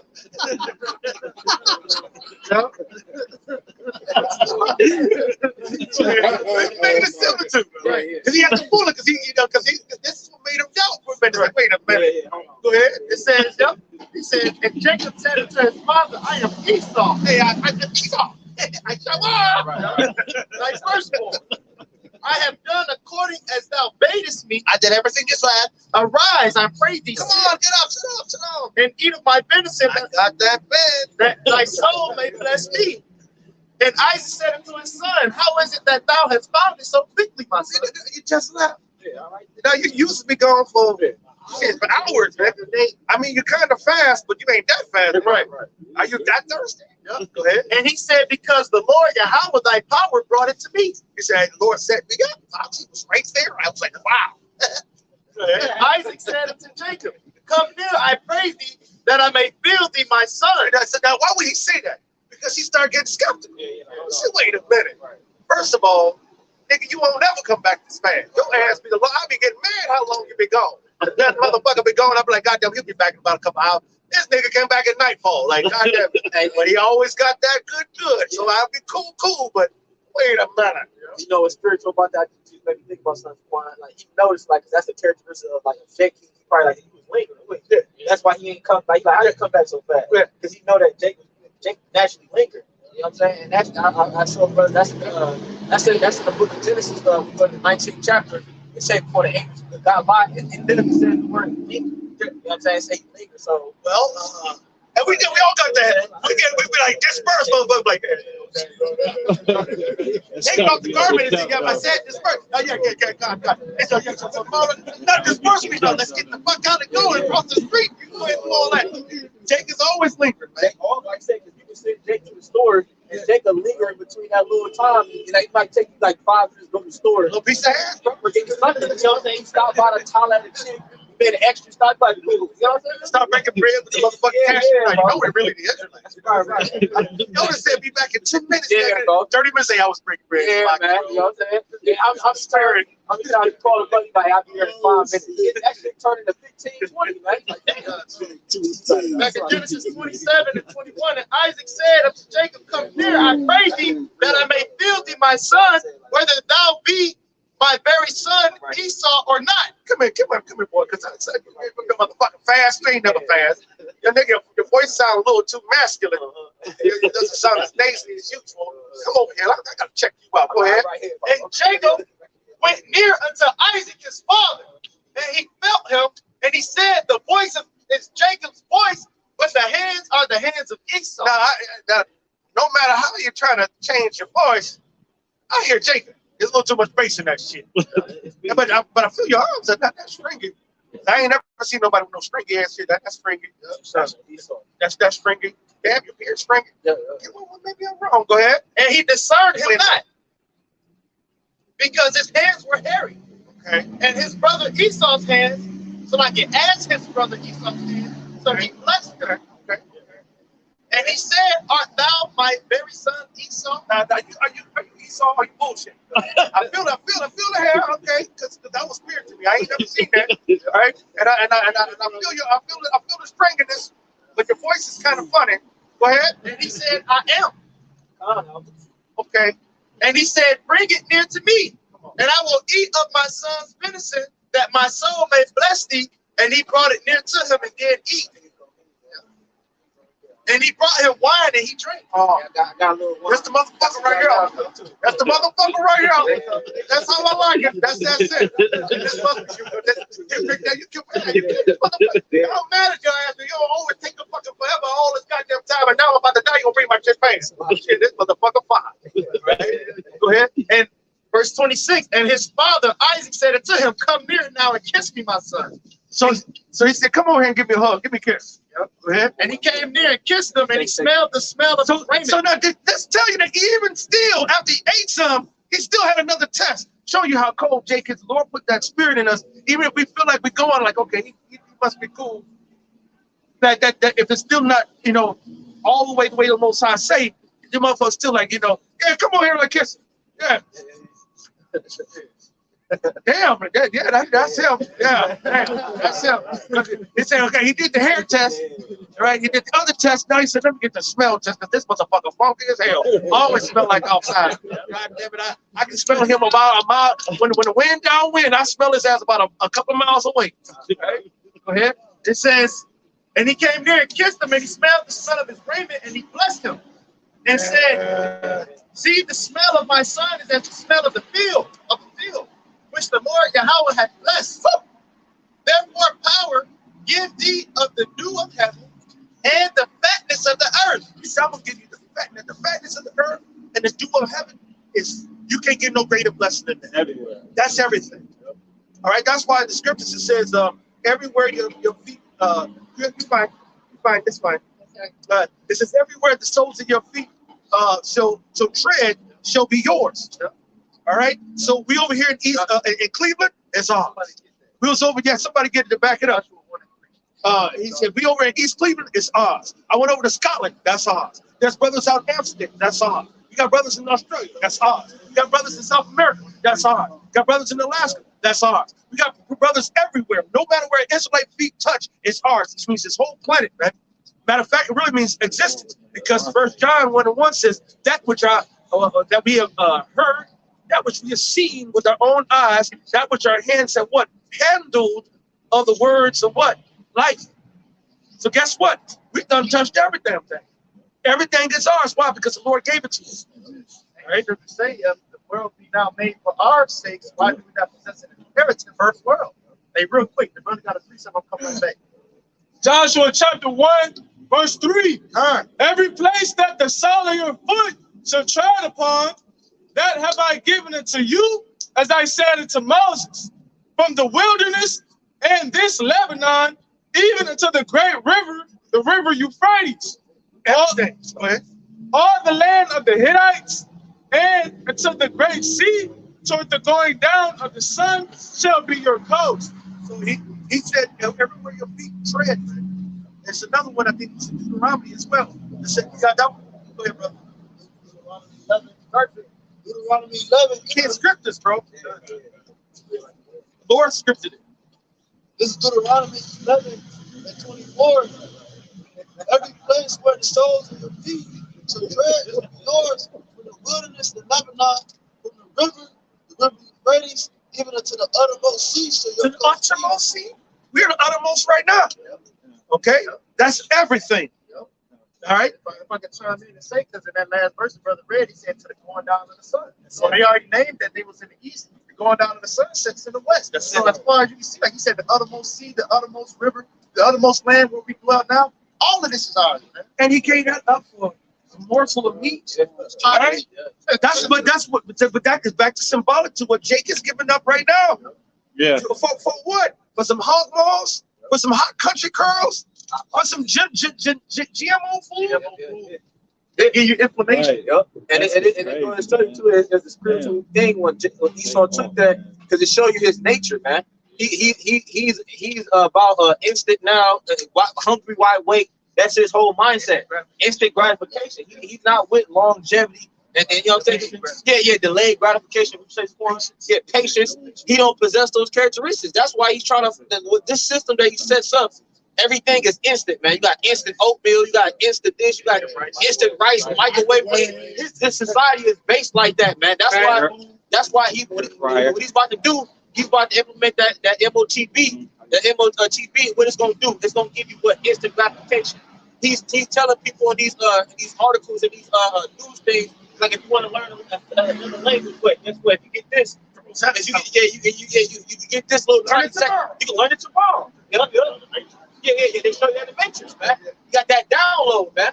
No, right. See, you know what I'm saying? So y'all got it. This is Psalm chapter 2 verse 8. It says, "Ask of me, and I shall give thee the heathen for thine inheritance, and the uttermost parts of the earth for thy possession." Right, which that was promised to Yahawashi, right? And if we're going to be joint heirs with Yahawashi, then we're going to inherit that same thing. The uttermost parts of the earth, meaning everything in the earth and everything outside the earth. Even to the galaxies. The Lord told Abraham, look at the stars. So shall thy seed be. Now that's only in number, as in ownership. And he said, in my father's house are many mansions. Yeah. If it wasn't so, I wouldn't have told you. I ain't gonna blow you no smoke up your ass. You got a whole bunch of shit. So you want what we really selling? But the Lord is selling its existence, man. And he took a piece of fucking meat over rulers of existence, man. The masters of the universe, nigga, you had a chance. That's why it's like that nigga who went to the lottery. I mean, went to the casino and took $500, all he had, and built that shit up to $1 million. And then the dude was like, "Hey, man, you cashing out?" He said, "You know what? I had a lucky streak. My luck ain't finished. I'm feeling good. I'm gonna put all on red. Bet it all black. All on. No, he didn't say black. He said red. Right. He said red. Put it all on red. Are you sure that's $1 million? Everybody like, no, hell no. Now everybody started to gather around like, damn, this motherfucker did this. What he doing? Hey, just give me 100 of that, and you go ahead and you ain't gonna miss that. You know what I'm saying? Because you about to miss that. Like the odds of you getting this, it's that all on red. You know what I'm saying? And then now, no! Look at that. And now, sick. Over that one, he could have had the whole shebang. He had the whole shebang. That's a Cleveland thing. Come visit, you'll find out. And he messed it up just for, I mean, what the fucking merciful fucking king. Go ahead. Because he said, I'm about to put you down. All because he's going to have to go a little time without eating. He had to fast.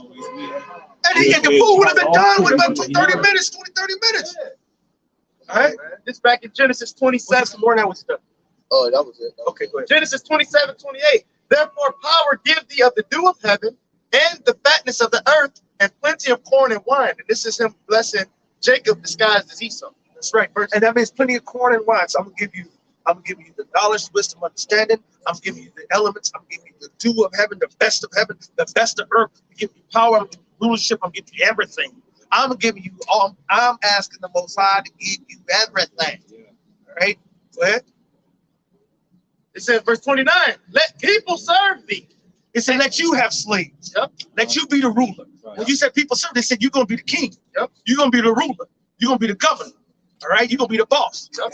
It says, let people serve thee and nations bow down to thee. Be Lord over thy brethren and let thy mother's son bow down to thee. Hey, you going to be the boss of Jacob. You're going to be the boss of everybody. Everybody going to bow down before you. The animals going to be subject to you. Birds, the bees will be subject to you. Nigga, I'm giving you everything. Go ahead. It says, cursed be everyone that curseth thee. If somebody come against you, fuck them, make most like kill them. Yep. Go ahead. And blessed be he that blesseth thee. And if anybody got your back and take care of you, and you, like the scripture says, he that receives a prophet receives a proper reward. People, how many brothers been blessed by somebody who ain't in the truth, and you be like, you know, man, Lord bless them in the name of YAHAWASHI. You better believe that they're gonna be blessed. All right, go ahead. It says, verse 30, and it came to pass as soon as Isaac had made an end of blessing Jacob, and Jacob was yet scarce gone out of the presence of Isaac his father. So Jacob's like, hey, thank you. I mean, hey, thank you, Pops. Appreciate that, Pops. I appreciate that. Shalom. Shalom. So he got out that jail. He got dipped. Yep. Right? And he said, no, wait a minute, about 5 minutes later. Go ahead. Yep, less than 5 minutes. He was later. scarce gone out of the presence of Isaac his father. Barely gone. That Esau, which means the Lord set this all up because it was just in the nick of time. The Lord saves us in the nick of time. All right. The Lord could save us early if he wanted to, but the Lord waits until the fullness of the time. All right. Go ahead. That Esau, his brother, came in from his hunting. So here comes Esau. Hey, Pops, I'm back. I went the fast route. I bet you I beat my time. All right. Go ahead. It says, verse 31. And he also had made savory meat. So he went and made his portion. Go ahead. And brought it into his father and said unto his father, let my father arise and eat of his son's venison. Hey, Pops, rise, eat. I got your vid. That thy soul may bless me. So now I give my blessing, Pops. And Isaac his father said unto him, who art thou? And he said, I am thy son, thy firstborn. He said, wait a minute, who the fuck are you? Nigga, this is impossible. Are y'all playing games? I don't play no games. I can't see now, so don't fuck with me now. What the fuck is this? All right? Go ahead. And Isaac trembled very exceedingly. So he said, oh, hell, get the fuck out of here. Because this actually really do sound like this motherfucker. Hold on. What the hell? Go ahead. And said, who? Where is he that has taken venison and brought it me? I just ate. Don't you see this? I'm pretty sure I got some on my bed. Somebody smell it on the I'm studying. Matter of fact, the plate right there. Yeah. Go ahead. And I have eaten of all before thou camest, and I smashed that shit, bro. And I blessed him too. Yeah, and he shall be blessed. And guess what? I put that real blessing on him. He's gonna be eternal blessings. Yep. And when Esau heard the words of his father, he cried with a great and exceeding bitter cry. No! Stop down to the leg. Start pulling out his fucking streaky hair. Pulling out his streaky hair. No! Because he said he saw it carefully with tears, man. So he really went out there. He broke down. I mean, think about it right now. You got $10,000 on that shot on a free throw. On a free throw. Motherfucker is 99% at the free throw line. That mother actually goes almost in and rolls around the rim and roll out, and you lose that 10 right there. And that was the last of your last. Just knowing it was going to win the championship. Knowing it was going to win the game. It was in triple overtime. And all they needed was that point right there was going to win the whole shebang. All right? No! Go ahead. Yep. And it says, and said unto his father, bless me, even me also, O my father. And he said, thy brother came with subtlety and had taken away thy blessing. And he said, so now he said, hey, your brother can't settle it. He can't smooth, bro. When I tell you he can't smooth, he damn near sounded like it. He smelled like it. And then when I told him to feel him, he felt like it. Now I knew this nigga ever since he was born, and he ain't never looked, smelled, or felt like it. So hey, he got your ass. He got you. Yeah, man, he got your ass. Verse 36, and he said, "It's not he rightly named Jacob." Man, ain't this motherfucker rightly named supplanter? Yep, go ahead. For he had supplanted me these 2 times. He got me twice. No, nigga, see, that's the lie. That's the lie. Now we go back to the similitude we made before. He sold the birthright. He sold it willingly. Even after Jacob, Jacob, then you say, "Hey, now you sure swear to me?" He said that he went above and said, "Now swear to me." He said, "Make this oath." When you make a swear an oath to somebody, you remember that shit. All right, and that brother will remember it too.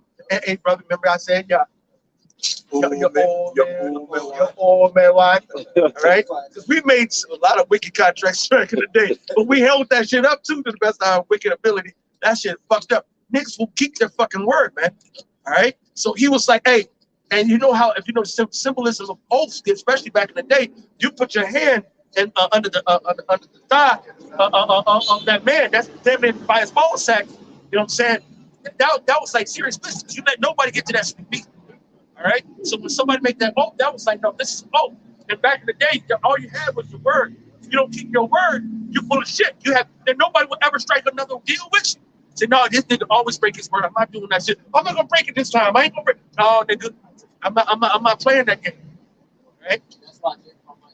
That's why Jake had it back in the day. They say word is bond. You know what I'm saying? When they say word is bond, it's basically going to what they already said. This is what I said. This is what I mean. You know what I'm saying? Let's keep going. Back in Genesis 27:36, and he said, "Is not he rightly named Jacob? For he hath supplanted me these 2 times. He took away my birthright, and behold, now he hath taken away my blessing." So he sold the birthright. Now he's gonna say he took it. Right? And now you're gonna take away my blessing. Nigga, the birthright comes with the blessing, bitch. The whole point of having the birthright is to what? Get a blessing. So he didn't take it from you. You sold it, you stupid bastard. Right. The scripture say he despised it. That's right. He despised his birthright. Right, that was something that you had to wait on. Yep. You had to be worthy of. You had to earn. That's right. And you don't know exactly what he gonna give. And that's that uncertainty.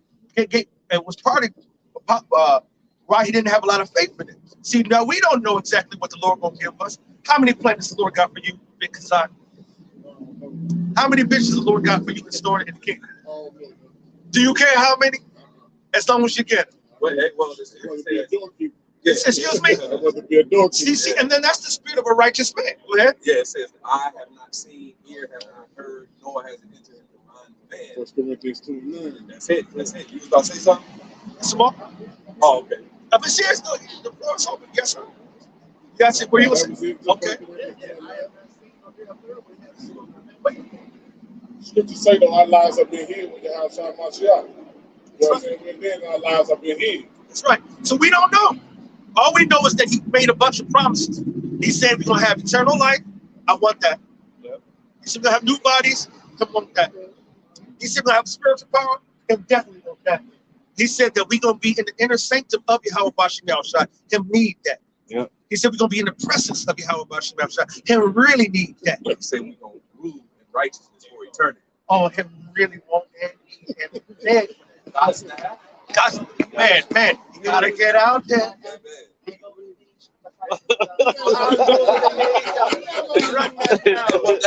That's being blessed. You know what I'm saying? Where you are the ruler. See, in this present evil world, that's what the nations always war for, because of their different ideas, and they want to rule with their particular ways, and they're willing to fight for that. You see, but our Lord and Savior is coming to have the final fight. You see, the final war, where we're going to see, because that's what it's ultimately about, to see which mindset is the wisest, which mindset is the strongest, all right? Which mindset is the most healthy, you know? Which mindset is going to produce the welfare of the world, Right. you see? And so each nation, they have their innate ways. Now, the heathen nations, they have just that, heathenistic ways. But they think that their heathenistic ways is the righteous way. You see? But it's the Most High God whose way is the righteous way. And he has given that way unto us, his special chosen children. You see? And so he's allowed these heathen nations and their mindsets to have sway over the world at different points in time. All right? To have the vibration and just be the rulers, to rule with their policies and their ways and their mindsets. You see? But the Father already got it said. He said in that Psalms 2, oh, but why, you know, why do the heathen rage and the people imagine the vain thing? He said, I already set my king up. Who's going to be the eternal ruler of the earth? All right? And that's YAHWASHI, YAHWASHI, and subsequently the governing body of the nation of Israel. All right, you have something? The scripture say that in due time he'll set one over his prophet. And that denotes that, well, right now it's one over it that's unprofitable.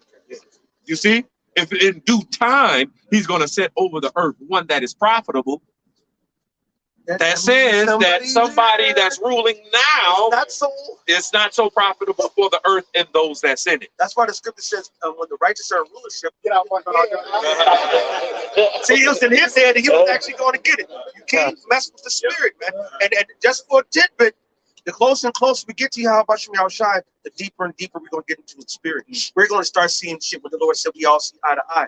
We'll be on one spiritual walkie-talkie, just to put it in human terms, where we're going to be on the channel, the 144 channel, and we all getting the messages. We all getting the download together.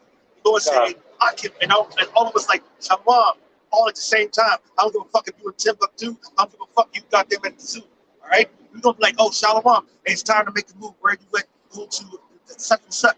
And then so cold-blooded, the Lord began to him where he needs to go, where he needs to go, where you need to go, and everybody needs to go to make that next motherfucking move. That's how tight the spirit is about to get, and we're going to be within the spirit. All right, when we'll be actually one in the spirit. All right, that's what we fight to earn that, man. But we see evidence of that when the Lord is dealing, communicating all in the spirit with the same thing.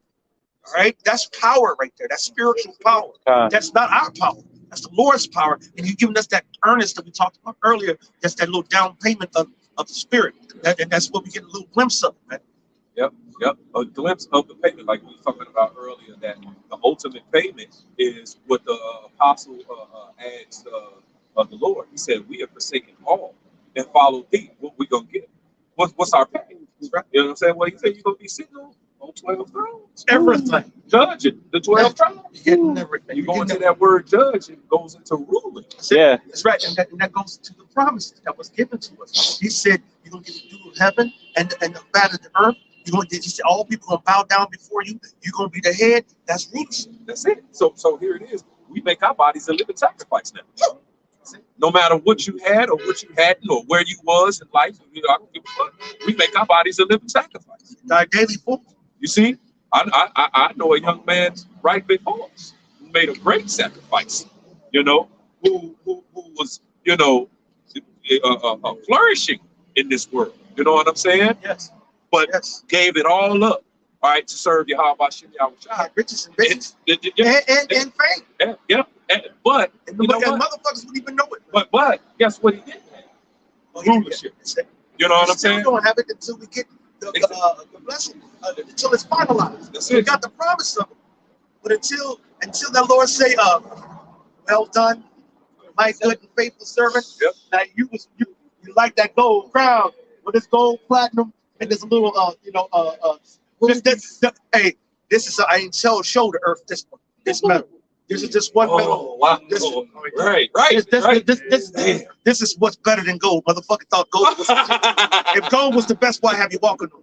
I got something even better than gold. Right. You know what I'm saying? Who knows? Right. Just another they say our mind is not our mind. I thought say his thoughts. That's because we came up with it. It's gotta be something better. Right. We thought about it. Anything we can think about, it's gonna be much greater than that. And we can think about some great things. You know what I'm saying? You know? Like that's the thing. Like it's the exchange. Like on this side, lose your life to gain YAHWASHI. Yeah. You know what I'm saying? So it's a quick pro quo. It's a this for that. Yeah. You know what I'm saying? I just wanted to add that. Yeah, no, that's right. You know what I'm saying? And that's what we do. You know, we make our bodies a living sacrifice right now, and we don't want to flourish in the time that was given unto the wicked. You saying? If I may say, and then I'll get back to this, brother. But the scripture said even Moses, all right? What about Moses? He didn't want to enjoy the pleasure of sin for a season. That's it. He would rather suffer with his people, Yeah. Israel. Eleazar as well. Well, it's many examples, you know, of those that, you know, once they understood, you know, what was the ultimate will of the Father, which is the eternal righteous kingdom. Well, you know what? I want to flourish in that. See, because, like I always say, I don't want to live my best life temporarily. I want to live my best life eternally. You know what I'm saying? And truly live my best life. See, here ain't none of that. Even if you got $1 billion. You see, Kanye got $1 billion, but he was crying on Instagram, I can't see my kids, and she do this and she do that. You a billionaire? You ain't got no power. That's right. See, our delight being thrones and scepters back here, man. So since our delight being thrones and scepters and rulerships and thrones, right? Well, we have to honor wisdom. We have to honor the will of the Most High God. We have to honor the process of the Most High God to be purified and perfected as those profitable rulers that we ultimately going to be. Right, because if Jake was to get it now, it wouldn't be right, man. That's why we have to wait until the Lord. Well, I'm sorry. I'm sorry because I was just listening to the Elder Yashawamba and them teaching last night, and he was saying, like, you know, a bunch of money didn't work for us. Yeah. Yeah. You know what I'm saying? That generational wealth. We need to build that generational wealth. Right. Like on the Dave Chappelle, so you should have never gave them niggas money. You know what I'm saying? They don't know what to do with it. And it's just like, what the fuck? You know what I'm saying? It's like, you know, we're still in this predicament. Right. We still got knees on the necks, bullets in the backs. You know what I'm saying? All these stuff that they're doing to us, man. You know what I'm saying? It's still going on right now. So what that big, right? What that money gonna do? What the millions of dollars doing? You see? And your people still all messed up. You know? But what y'all? I'm gonna go back to where I was at last week. You said that last end to really be the two. You know, you don't want on this side. Right. Numbers real quick, 23 and 10. Who can count the dust of Jacob and the number of the fourth part of Israel? It says, let me die the death of the righteous, and let my last end be like his. Let my last end be like his. See, because when you get the blessing of everything, man, you want to be like Mike. You know what I'm saying? You want to be able to jump from the free throw line. You want to be able to hit. Everybody wants to be like Mike. So everybody in the gym was doing like Mike. Right. Everybody with the tongue out. You know. But that's why all nations are going to come flow to Israel to come get our. He said, let us learn his ways. Let's learn his laws. Let us learn his kingdom and how to set things up. Right? Yep. Talking about that Michael, the 5th chapter about all the nations coming up to the mountain of the Lord. That's it. You know, to learn the ways. In Isaiah the 2nd chapter 2, he said he's gonna flow. He said he's gonna flow, so they're gonna become flowing, man. If I may say, yeah, because he's mentioning the key word flow. Second and third chapter talk about how these heathen flowing wealth, but they think not upon the commandments of the Lord. This was speaking from the perspective of a heathen, you know, the Moabite king, right? You see what I'm saying? Right. And so he said he even get land to be like Israel, and it won't be. And it won't be. So that was the point that I wanted out there. Did you have a quick one? Yeah, that's Proverbs chapter 11, verse 10. When it goeth well with the righteous, the city rejoices. See, when you do the things the Most High say, but led by a righteous leader, like Queen of Sheba did when she came into, she was like, "Oh, king! Oh, I ain't the king! Oh, my king! I'm not the king! But damn, we're the king! Oh, y'all motherfuckers are rich! Oh, you motherfuckers looking good! And goddamn, I'm just a servant. You a servant? And you're wearing that? God damn! How the servant rich? All right, go ahead. And when the wicked perish, there is shouting. By the blessing of the upright, the city is exalted. But it is overthrown by the mouth of the wicked. So when the righteous are in rulership, all right, everybody is rejoicing because it's righteous laws, righteous order, and righteous enforcement of everything. And everybody, then now we ain't got no problems, ain't no beef. Right. All right. Soon as you let the wicked flourish, and the Lord said in second entrance, look at one grain of evil seed and see how much is propagated to this day. Now you got this. I mean, that you go to any place that follows Esau's system, which is the planet, and you got what? murder, death, kill. Right. All right, you got chaos. You got wars. You got fights. You got riots in the streets. Riots over there in Brazil. Riots over there in Bolivia. Riots over there in France, man. All right. Yeah, you got it. You got it. No, I was gonna say that's Revelation 6 chapter. You know what I'm saying? We're gonna take peace from the earth. You got it. If I make it a quick one, this is 2nd Ezra chapter 7, verse 35. 2nd Ezra chapter 7, verse 35. It says, and the work shall follow, the reward shall be shown, and the good deeds shall be of force, and wicked deeds shall bear no root. See, that's the kingdom. Yep. See, right now, wicked deeds bear rule. And since wicked deeds bear rule, what does wicked deeds produce? A kingdom of hell. Hell, wickedness, oppression. Yep. Rape, rob, murder, envy, hate, kill, disease, you know, stabs, jabs, slabs, a fork, you know what I'm saying? All, you know what I'm saying? All manner of, you know what I'm saying? Crabs, motherfucker, goddamn. Right. Roast tastes good. Oh, I was talking about the fraction crabs. You know what I'm saying? Them too. Yeah. Because those eating crabs get you the same infirmity. Exactly. Right? And we were driving around Cleveland all this time. Didn't see no speed cameras. But I said, yeah, ain't no speed cameras out there. I'm like, that's cool. You know, with the East Cleveland. Oh, so I'm over East Cleveland. It's a flash. Like, what the fuck? I thought you said it was down in it. He said, no, this East Cleveland. He said they got them up in this motherfucker. They got the flashy cameras and they got the red light cameras the whole time. And that's who's predominantly over there East Cleveland. As soon as we passed this nice little area here, and we went past so far down, we were straight in the hood. We were straight in O Block. We were straight in Madison. The O Block of Cleveland. Because on West Madison and Cleveland. Because if you be on East Madison, no, that's downtown. That's prime time. Fulton Market, just near West. You know what I'm saying? As soon as you go past West, between Normandy and Western, you get a little city. It's right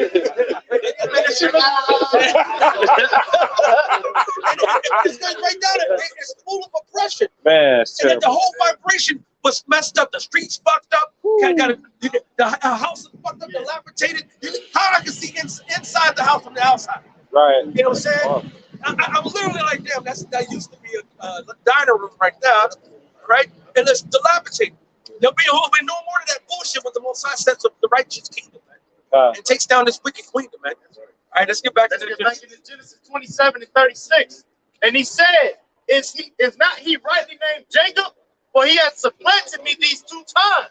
He took away my birthright, and behold, now he hath taken away my blessing. And so he lied because he sold it, and what he sold came along with it. Yep. All right. So this is a classic Esau deception right there. Go ahead. And he said, hast thou not reserved a blessing for me? Can I get something?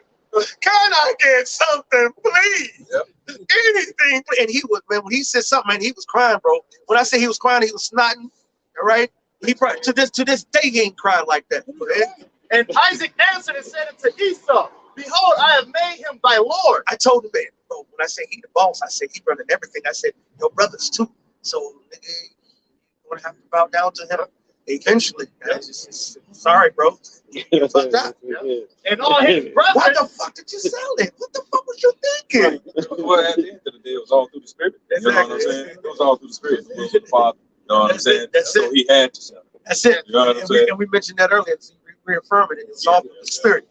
All right? Because the Most High, first of all, the Lord, before he set up that situation, he had ordained Jacob to be the king. Yeah. So, but this is how the Lord sown enmity between Esau and Jacob. The Lord set this up. All right. But if Esau was a righteous man, he would have did righteously. Right? What's saying Genesis? He said, sin lieth. Somebody give me that real quick. Sin lieth at the door. All right. He said the Lord knew this. The Lord set his ass up because he's that fucking incarnation of the devil down here. He's a physical counterpart of Satan down here. All right. So the Lord had to set his ass up to what? Let his will be done and show you This is who you want running? Isaiah 14 is just the man that made all the nations to tremble, that beat the nations with a continual stroke. Now that he's got, now, because we're going to go into what the Lord did give him, and let's see what, now imagine him having the actual blessing for eternity. Would you want to live like this for eternity, bro? I mean, as soon as I was born, I've been like trying to kill myself, man. So why is the baby kind of roll off the bed? Why is the baby refusing to eat? I'm gonna get this shit real quick. Now fuck this shit. It's not coming through this shit again. Take the umbilical cord. You remember? You know what I'm saying? It's a perfect bow. How do you do a perfect necktie bow? And God his ass came out and set it up so when they pull him out, and he was right. It's a. The more they pull it, the more he's dying. Job said that. Why died I not from the womb? You know, he said, you know, how come the knees? Probably perfect. Job the 3rd chapter, y'all know it. And then also you can take into consideration wise animals beaching themselves. Whales, dolphins, you know, trying to extend their own habitat to go elsewhere, and they can't even survive on land. Because this man is how he moves. Yeah, but it says curse the earth when I praise his son. Yeah, he's a child, you know what I'm saying? But I'm gonna get it, man. Oh, you want the Genesis? Okay. This Genesis. But go ahead, get that. This is Genesis chapter 4, and I'm starting verse 6. It says, and the Lord said unto Cain, why art thou wroth, and why is thy countenance fallen? If thou doest well, shalt thou not be accepted? Since if you do good, you'll get accepted. Right. If you do what you're supposed to do, you're gonna get what you're supposed to get. Go ahead. And if thou doest not well, sin lieth at the door. If you not doing well, sin lies at the door, and this is what you're all about. Simple motherfucking bitch. Right? Go ahead. And unto thee shall be his desire, and thou shalt rule over him. You're gonna rule over sin. You're gonna be the head sinner in charge. Right? That's what Esau is. He's the head sinner in charge. All right? This is Ecclesiastes 10. Bring it out there. You know what I'm saying? I just want you to get in there. Ecclesiastes 10 and 16, bro. I know Jacob eager, man. This is Sarat. No. I got you. It's Ecclesiastes 10 and 16. It says, woe to thee, O land. Hold on. It says, woe to thee, O land, when thy king is a child and thy princes eat in the morning. It says, blessed art thou, O land, when thy king is the son of nobles. It says, and thy princes eat in due season for strength and not for drunkenness, man. So you see why the earth is in this current condition, man, because the person that's ruling it is a fucking imbecile, man. You know what I'm saying? He doesn't have a mind geared towards YAHWASHI.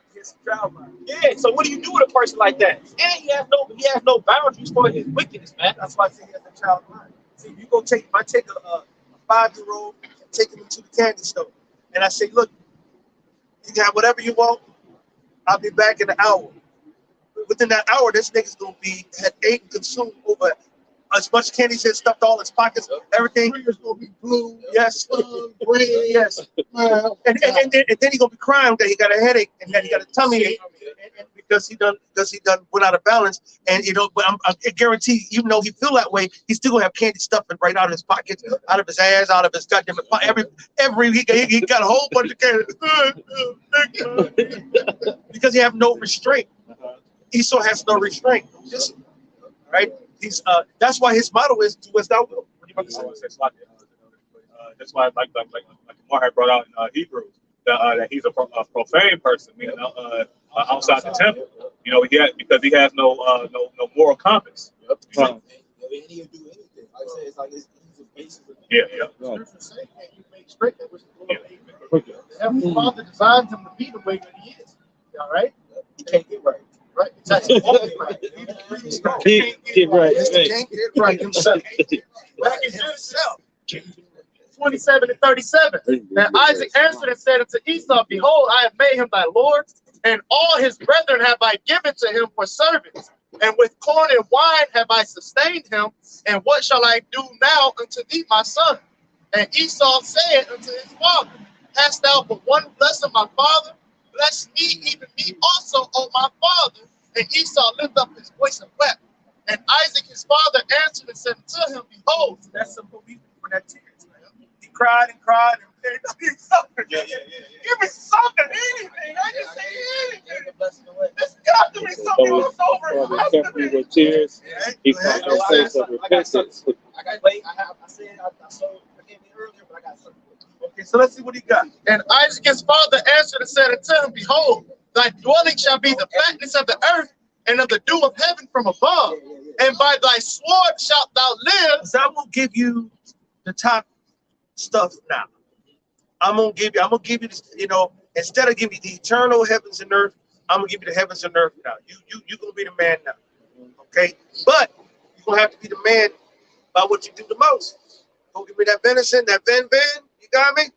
But now you're gonna use the arrows and them swords that you use to get it.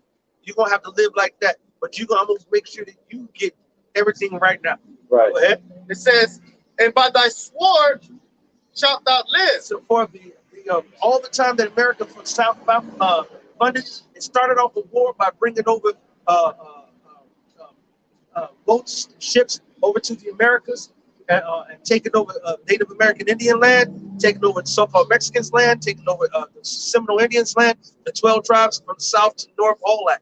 Then it went over and took the Judites and the Southern Kingdom and brought us over here in cargo slave ships. All right. From that moment, the institution of America, that was an act of war that they did upon our people, and we have not conceded. Have y'all conceded? No. So we are still at war. America has not been at peace since we've been over here at war. They'll say it's only out of the 200-300 years we've been here, it's only been like 15 years of peace, which means other nations. But with our nation, it's been war, continual war. And if you don't want to add ours, still, out of 270-something, I think almost 300 years, you tell me 15 years ain't been warring? That show you that they've been living by the sword. That's Esau, Edom. No other nation can say that they've been warring like that in the last 300 years. Go ahead. Real quick. It's Psalms chapter 140, verse 1. It said, to the chief musician, a psalm of David, deliver me, O Lord, from the evil man, preserve me from the violent man, which imagine mischief in their heart. Continually are they gathered together for war. Say what? Continually are they gathered together for war. The war. War. Okay, in the script, it said you can't go to sleep unless you think of some mischief. Just say, God damn it, time to sleep. Can't sleep. He fixed I toss and turn. Right. You're right. He's trying to be like, what can I do to fuck somebody else up? I can't sleep. Even this motherfucker got waking up like, I can't sleep. Oh, I'll go ahead and put more flight tickets over here. Oh, let me go ahead and put strychnine in this. Let me go ahead on and mess this up.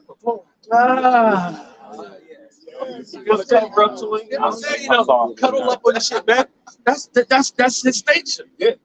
Go ahead. Hey, can I get real quick? This is the book of Psalms, chapter 120. All right. Verse 7. It says, I am for peace, but when I speak, they are for war. So that lets you know, man. And then I even went as far as looking this up in the because if I can say something, all the nations really desire peace, man. All the nations, man, especially Jake, man. You can say he's a plain man dwelling in tents, man. But this dude, he's the only man. This nigga has created an invisible enemy, man. The war on terror, the war on drugs, and now those are invisible enemies to perpetuate war, man. To give it basically like a cop out, man. Oh yeah, well we were over there because they have weapons of such and such. That's a lie, man. You over there to just take the resources, man.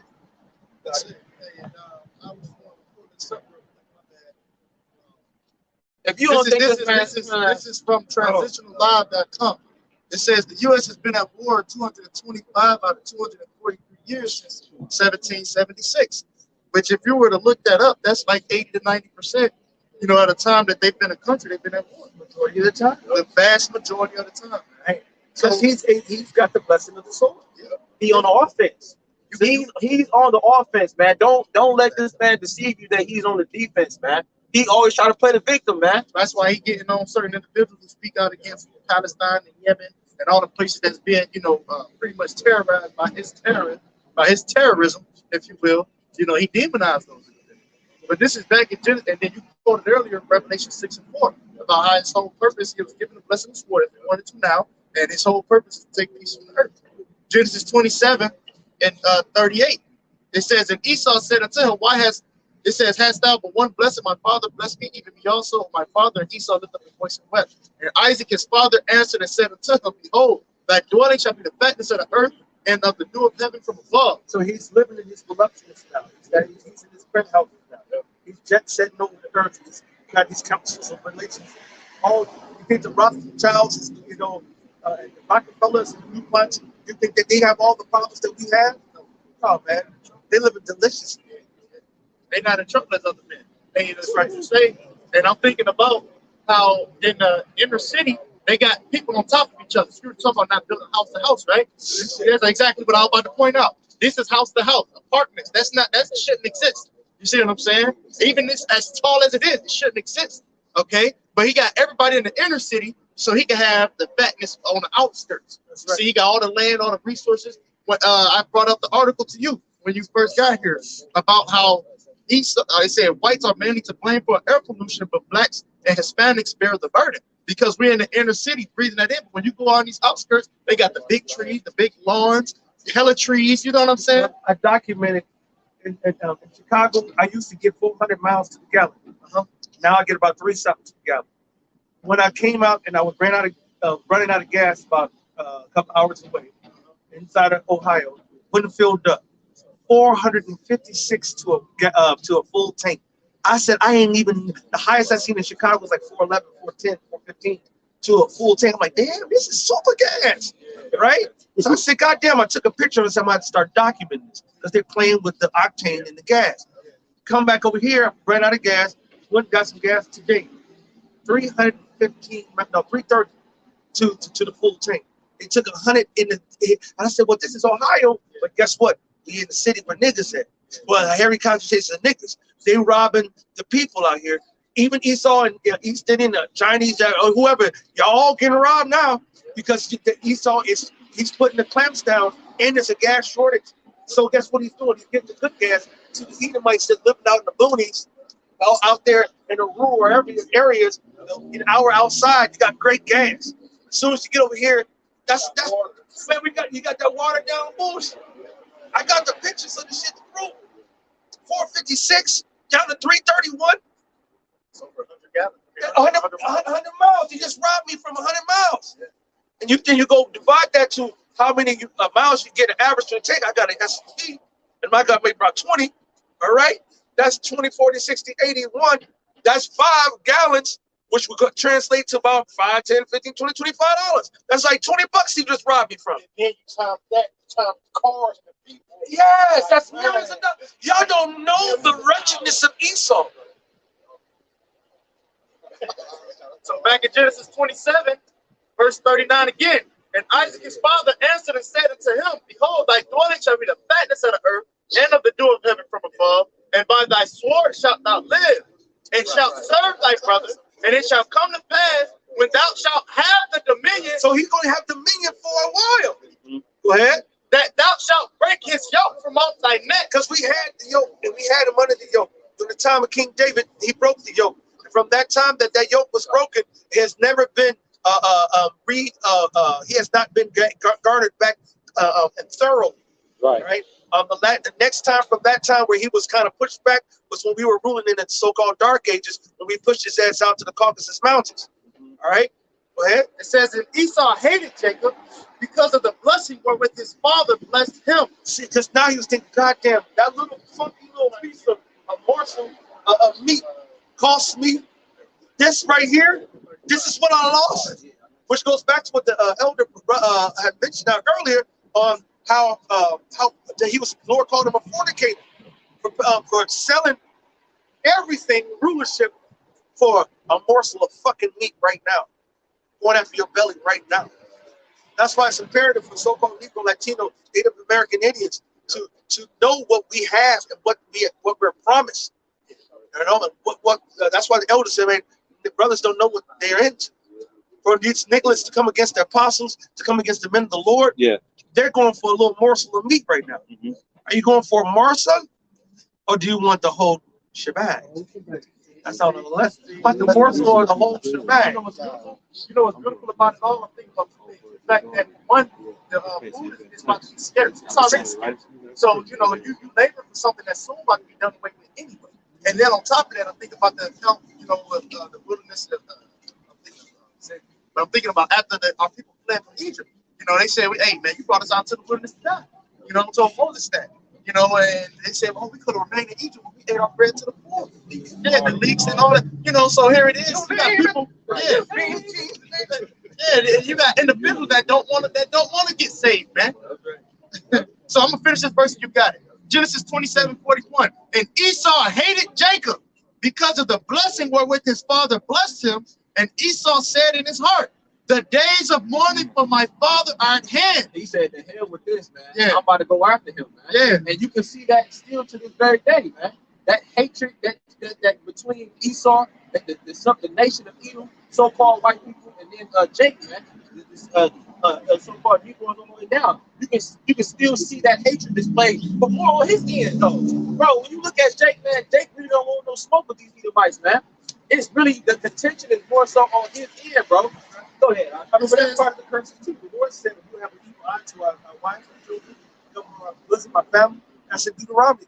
And that's part, when we came away from the Lord now and being subjugated by these other nations, we're basically all fighting for the scarcity and the scarce resources. They've done experiments, man. I don't give a fuck what nation and what country, what creed of people. If you put a position of scarcity amongst rats, hens, any kind of animals, and you put them in a one closed environment, you got to fight for less than what is there. Whoever's going to be the weakest is going to be killed. All right, it's survival of the fittest at that joint. It's like, well, look, nigga, we was cool, but now I'm eating this. Well, I'm eating this one because you might get through me to eat this motherfucker. The crabs in the bucket. You know, that's how you know about you been to Chicago before? That's Chicago right there. That's the time that's coming. It's good to say how France shall fight when it gets another like enemies. That's it. You know, so that's just what happened down the street from your house. Yeah, it was a family, 5 shot, 3 dead, 2 critically wounded, and they said it was domestic. Somebody in the family. They had a family squabble. Somebody was running their fucking mouth, pissed somebody off, and he pushed vengeance in his own hands. It's the Lord's hand. So he was going to fuck all shit, whoever the fuck it was. All right. I also said that a man's soul shall be there in his own household. Perfect. So you see that taking place today. You got that position. You know what time we in, man. So finishing out this verse, 27 and 41, the days of mourning for my father are at hand, then will I slay my brother Jacob. And that's that same that same spirit, all right, it's still in him today. And Papa shall get that. It's Ezekiel 35, verse 6. Verse 5, it says, because thou hast had a perpetual hatred and ongoing. See the interchange. Keep going and going and going. Hey.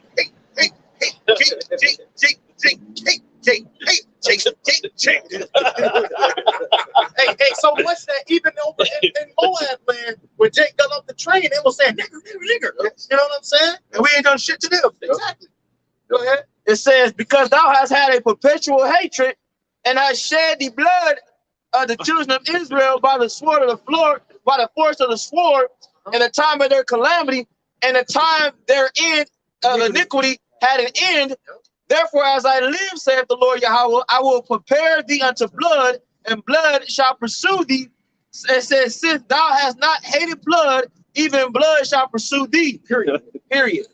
Okay, and so yeah, he had that same hatred, still got it today. Yep. All right, because here it is, he want to give everybody else reparations, you know. But you know, for you people on this side, ain't got nothing for you, man.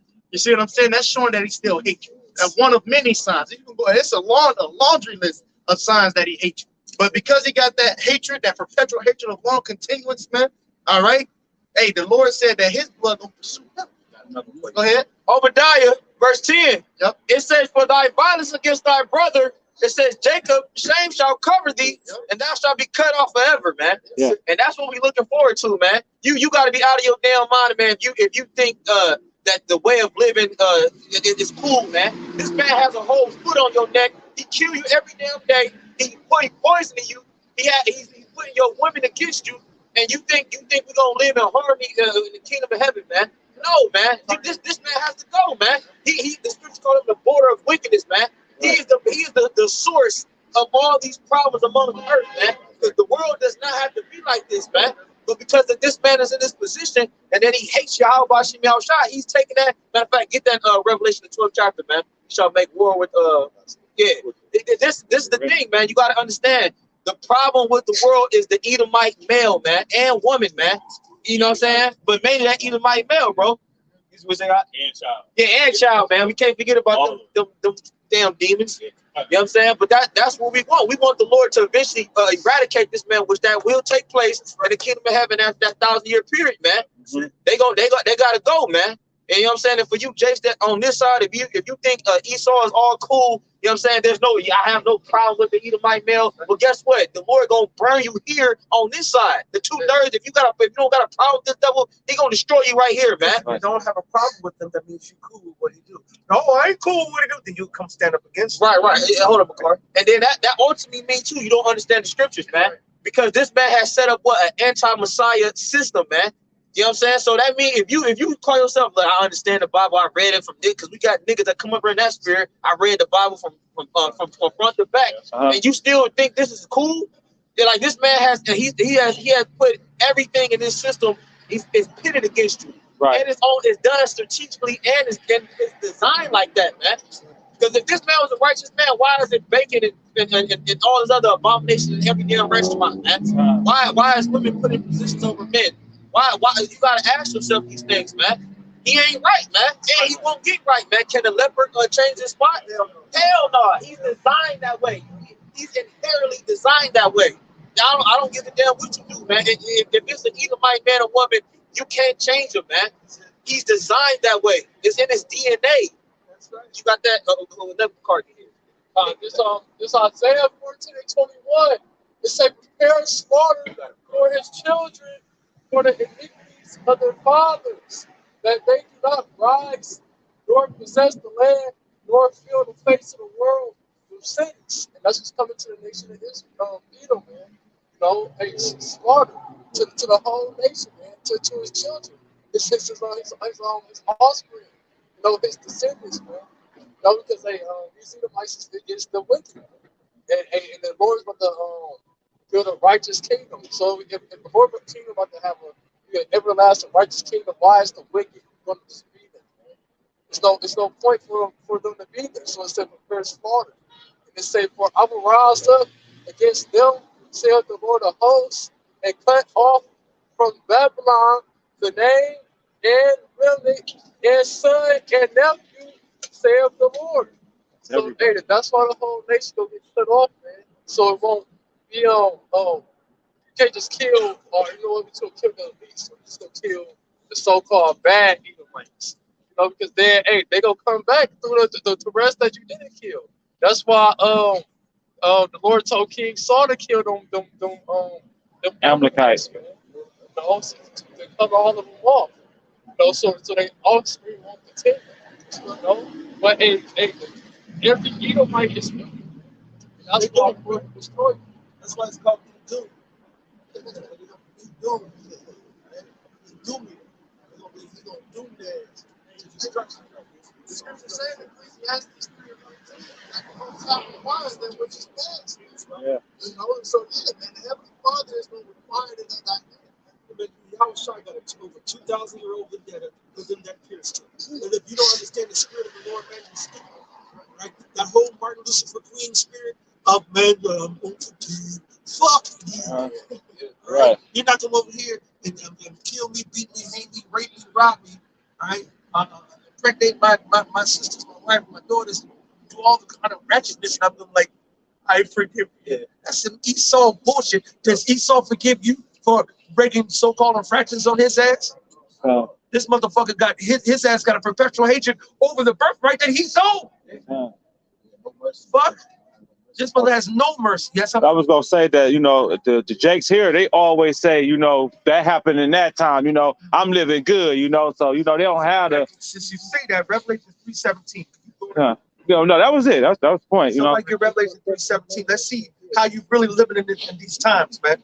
Yes, I'm. You said he got a 2,000-year vendetta. But they said 1 day is 1,000 years with the Most High. So that's just 2 days ago to the Most High. That's right. So it's fresh on his mind. Man, it happened 2 days ago. Nigga, Right. you got me. I'm gonna get you in 3 days, bitch. Right. 3 days. You know what I'm saying? 3 days is your ass, motherfucker. This is Revelation chapter 3, verse 17. Because thou sayest, I am rich, and increase with goods, and have need of nothing. Knowest not that thou art rich, and miserable, and poor, and blind and naked. And that's Kanye. Billion. All right? That's LeBron. Okay? What I hate to say the old Christian staple with the scriptures, so it's not really them. All right? What is it to gain the whole world? Unless the altar call, you know, say, come on now. What is it to gain the whole world? God, you like this. And lose your own soul. Come on here to the altar call. Yeah. Come and give you. You know what I'm saying? But what is it? What is it? You know what I'm saying? So you hit the lottery tomorrow. You're still a nigga. Right. And guess what? As soon as you sit there, hit the lottery for 15 million, right? What's the first thing Esau gonna say? Well, I want 5 million out of that. Nigga, I just won this. Yeah, but you gotta pay your taxes, nigga. You got everything, but we can't. You can't. Like Arishad just said, that just happened with an Israelite woman. She hit the lottery for like 47 million. 43. Like 43 million, and then they said it was a mistake. Yes. Right. And then they gave her A steak. a dinner. That was at the casino. Yeah. She pulled the jackpot. It was for 43 mil. It malfunctioned. This motherfucker been acting up. You know, but you know what? We'll give you a steak dinner. All right. That's crazy. You know, and we'll give you a free night at the motherfucking plaza, and you come and spend some more money. Man, fuck out of here. If I may, they just had somebody win the 1.35 billion Mega Millions. This was 10 hours ago in May. It was sold in May. A single winning ticket. Out of that 1.35 billion, they only walked away with over 720 million because of the taxes. So they're taking over 500 million just in taxes. Just free money for them. Out of the money that everybody put in there trying to get that bill. Right. You know what I'm saying? What about the black man got and we just said. So who you fighting for? Are you fighting for YAHWASHI, YAHWASHI, and the eternal riches? Or you fighting for some temporary shit, some temporary gain? Shit that's gonna be vanity, fleeting, and flying away. Right? I just quoted it. Yeah. So we'll end on that. Somebody get it, just to give it, you know, the quote it and give the specific receipt in the scriptures for it. But what is it, man? All right, what's in your wallet? What's in your spiritual wallet? You got a YAHWASHI eternal card, all right, that you can use and swipe anytime for whatever righteous needs you need, or do you got your American Express, right? You got your Glory Now card. Right? Matthew 16, verse 25, for whosoever will save his life shall lose it. You sit over here trying to make it in this world, trying to get the richest bitches and all the other shit, the fame, the glory. Are you trying to be recognized amongst your peers? Are you trying to be the top Israelite in Israel? You know what I'm saying? You want to rise above the apostles. You want the glory. You want the honor. You want the prestige. All right? Let me start one verse up. Matthew 16, 24. Then said YAHWASHI unto his disciples, if any man will come after me, let him deny himself. So first of all, the Lord said, look, John said it too. I must decrease and he must increase. Fuck me. And I'm gonna just ask you, what have you done for me lately? All right? If why is earth and ashes proud? We're fucked right now in this fucking flesh, man. Here we have no continuing sin. And he said, we fall all the time. Man. It says, and take up his cross and follow. And you take up your cross and you bear this yoke, right? Go to the same thing that we all going through. These things are accomplishing your brethren. Go ahead. It says, verse 25, for whosoever will save his life shall lose it, and whosoever will lose his life for my sake shall find it. So you really want to find the true life of YAHWASHI? You let all this bullshit go, the earthly shit go. You follow the law, statutes, commandments to the best of your ability. You repent. You follow the elders. You start watching these videos. You start doing the work of the men of the Lord, and then you hope and pray that the Lord shall mercy you and your family in the brotherhood in that time. Verse 26. But what is a man profited if he shall gain the whole world? So you own $1 million now. You got a fucking mansion. What the fuck is that going to do? Nothing in that day. Yep, go ahead. And lose his own soul. So if you're not following YAHWASHI with the truth and sincerity and from the bottom of your heart and for real, all right? See, you can come in front of brothers and be like, hey, shalom, I got now's a nigga fingers in the Bible. I got 10 precepts right now. You know what I'm saying? It takes more than just the outward appearance. You have to have it in presence and in absence. All right? You gotta be, it has to be inside of you. All right? Go ahead. Or what shall a man give in exchange for his soul? What a morsel of meat? If you follow Esau, Edom, that's a morsel of meat. Now, you want a morsel? A morsel? Or do you want the whole shebang? You know what I'm saying? All right. So this is, hopefully this has been edifying to the spirit of power. YAHWASHI, YAHWASHI, BAHASHAM, HAQADASH. All praises, honor, and glory to YAHWAH, BAHASHAM, YAHWASHI, BAHASHAM, HAQADASH. Double honors to the apostles out in New York, the Great Millstone, the GMS. I'm so I can run the planet. The name of Yahawah, YAHWASHI, spirit and truth and sincerity. Shalom to the sisters who are obedient to their husbands. You can't leapfrog over your husband to get to YAHWASHI, YAHWASHI. Shalom to young Yaladim, the young children of the hope of righteous elect. All right, no matter where they be, the Lord is so cold-blooded. You can have a child in the whole city, in the whole state, with no other righteous Israelites. The Lord will save that child. All right. So shalom to the hope of righteous elect and to the wicked. Abide the ball. Abide the ball. Shalom.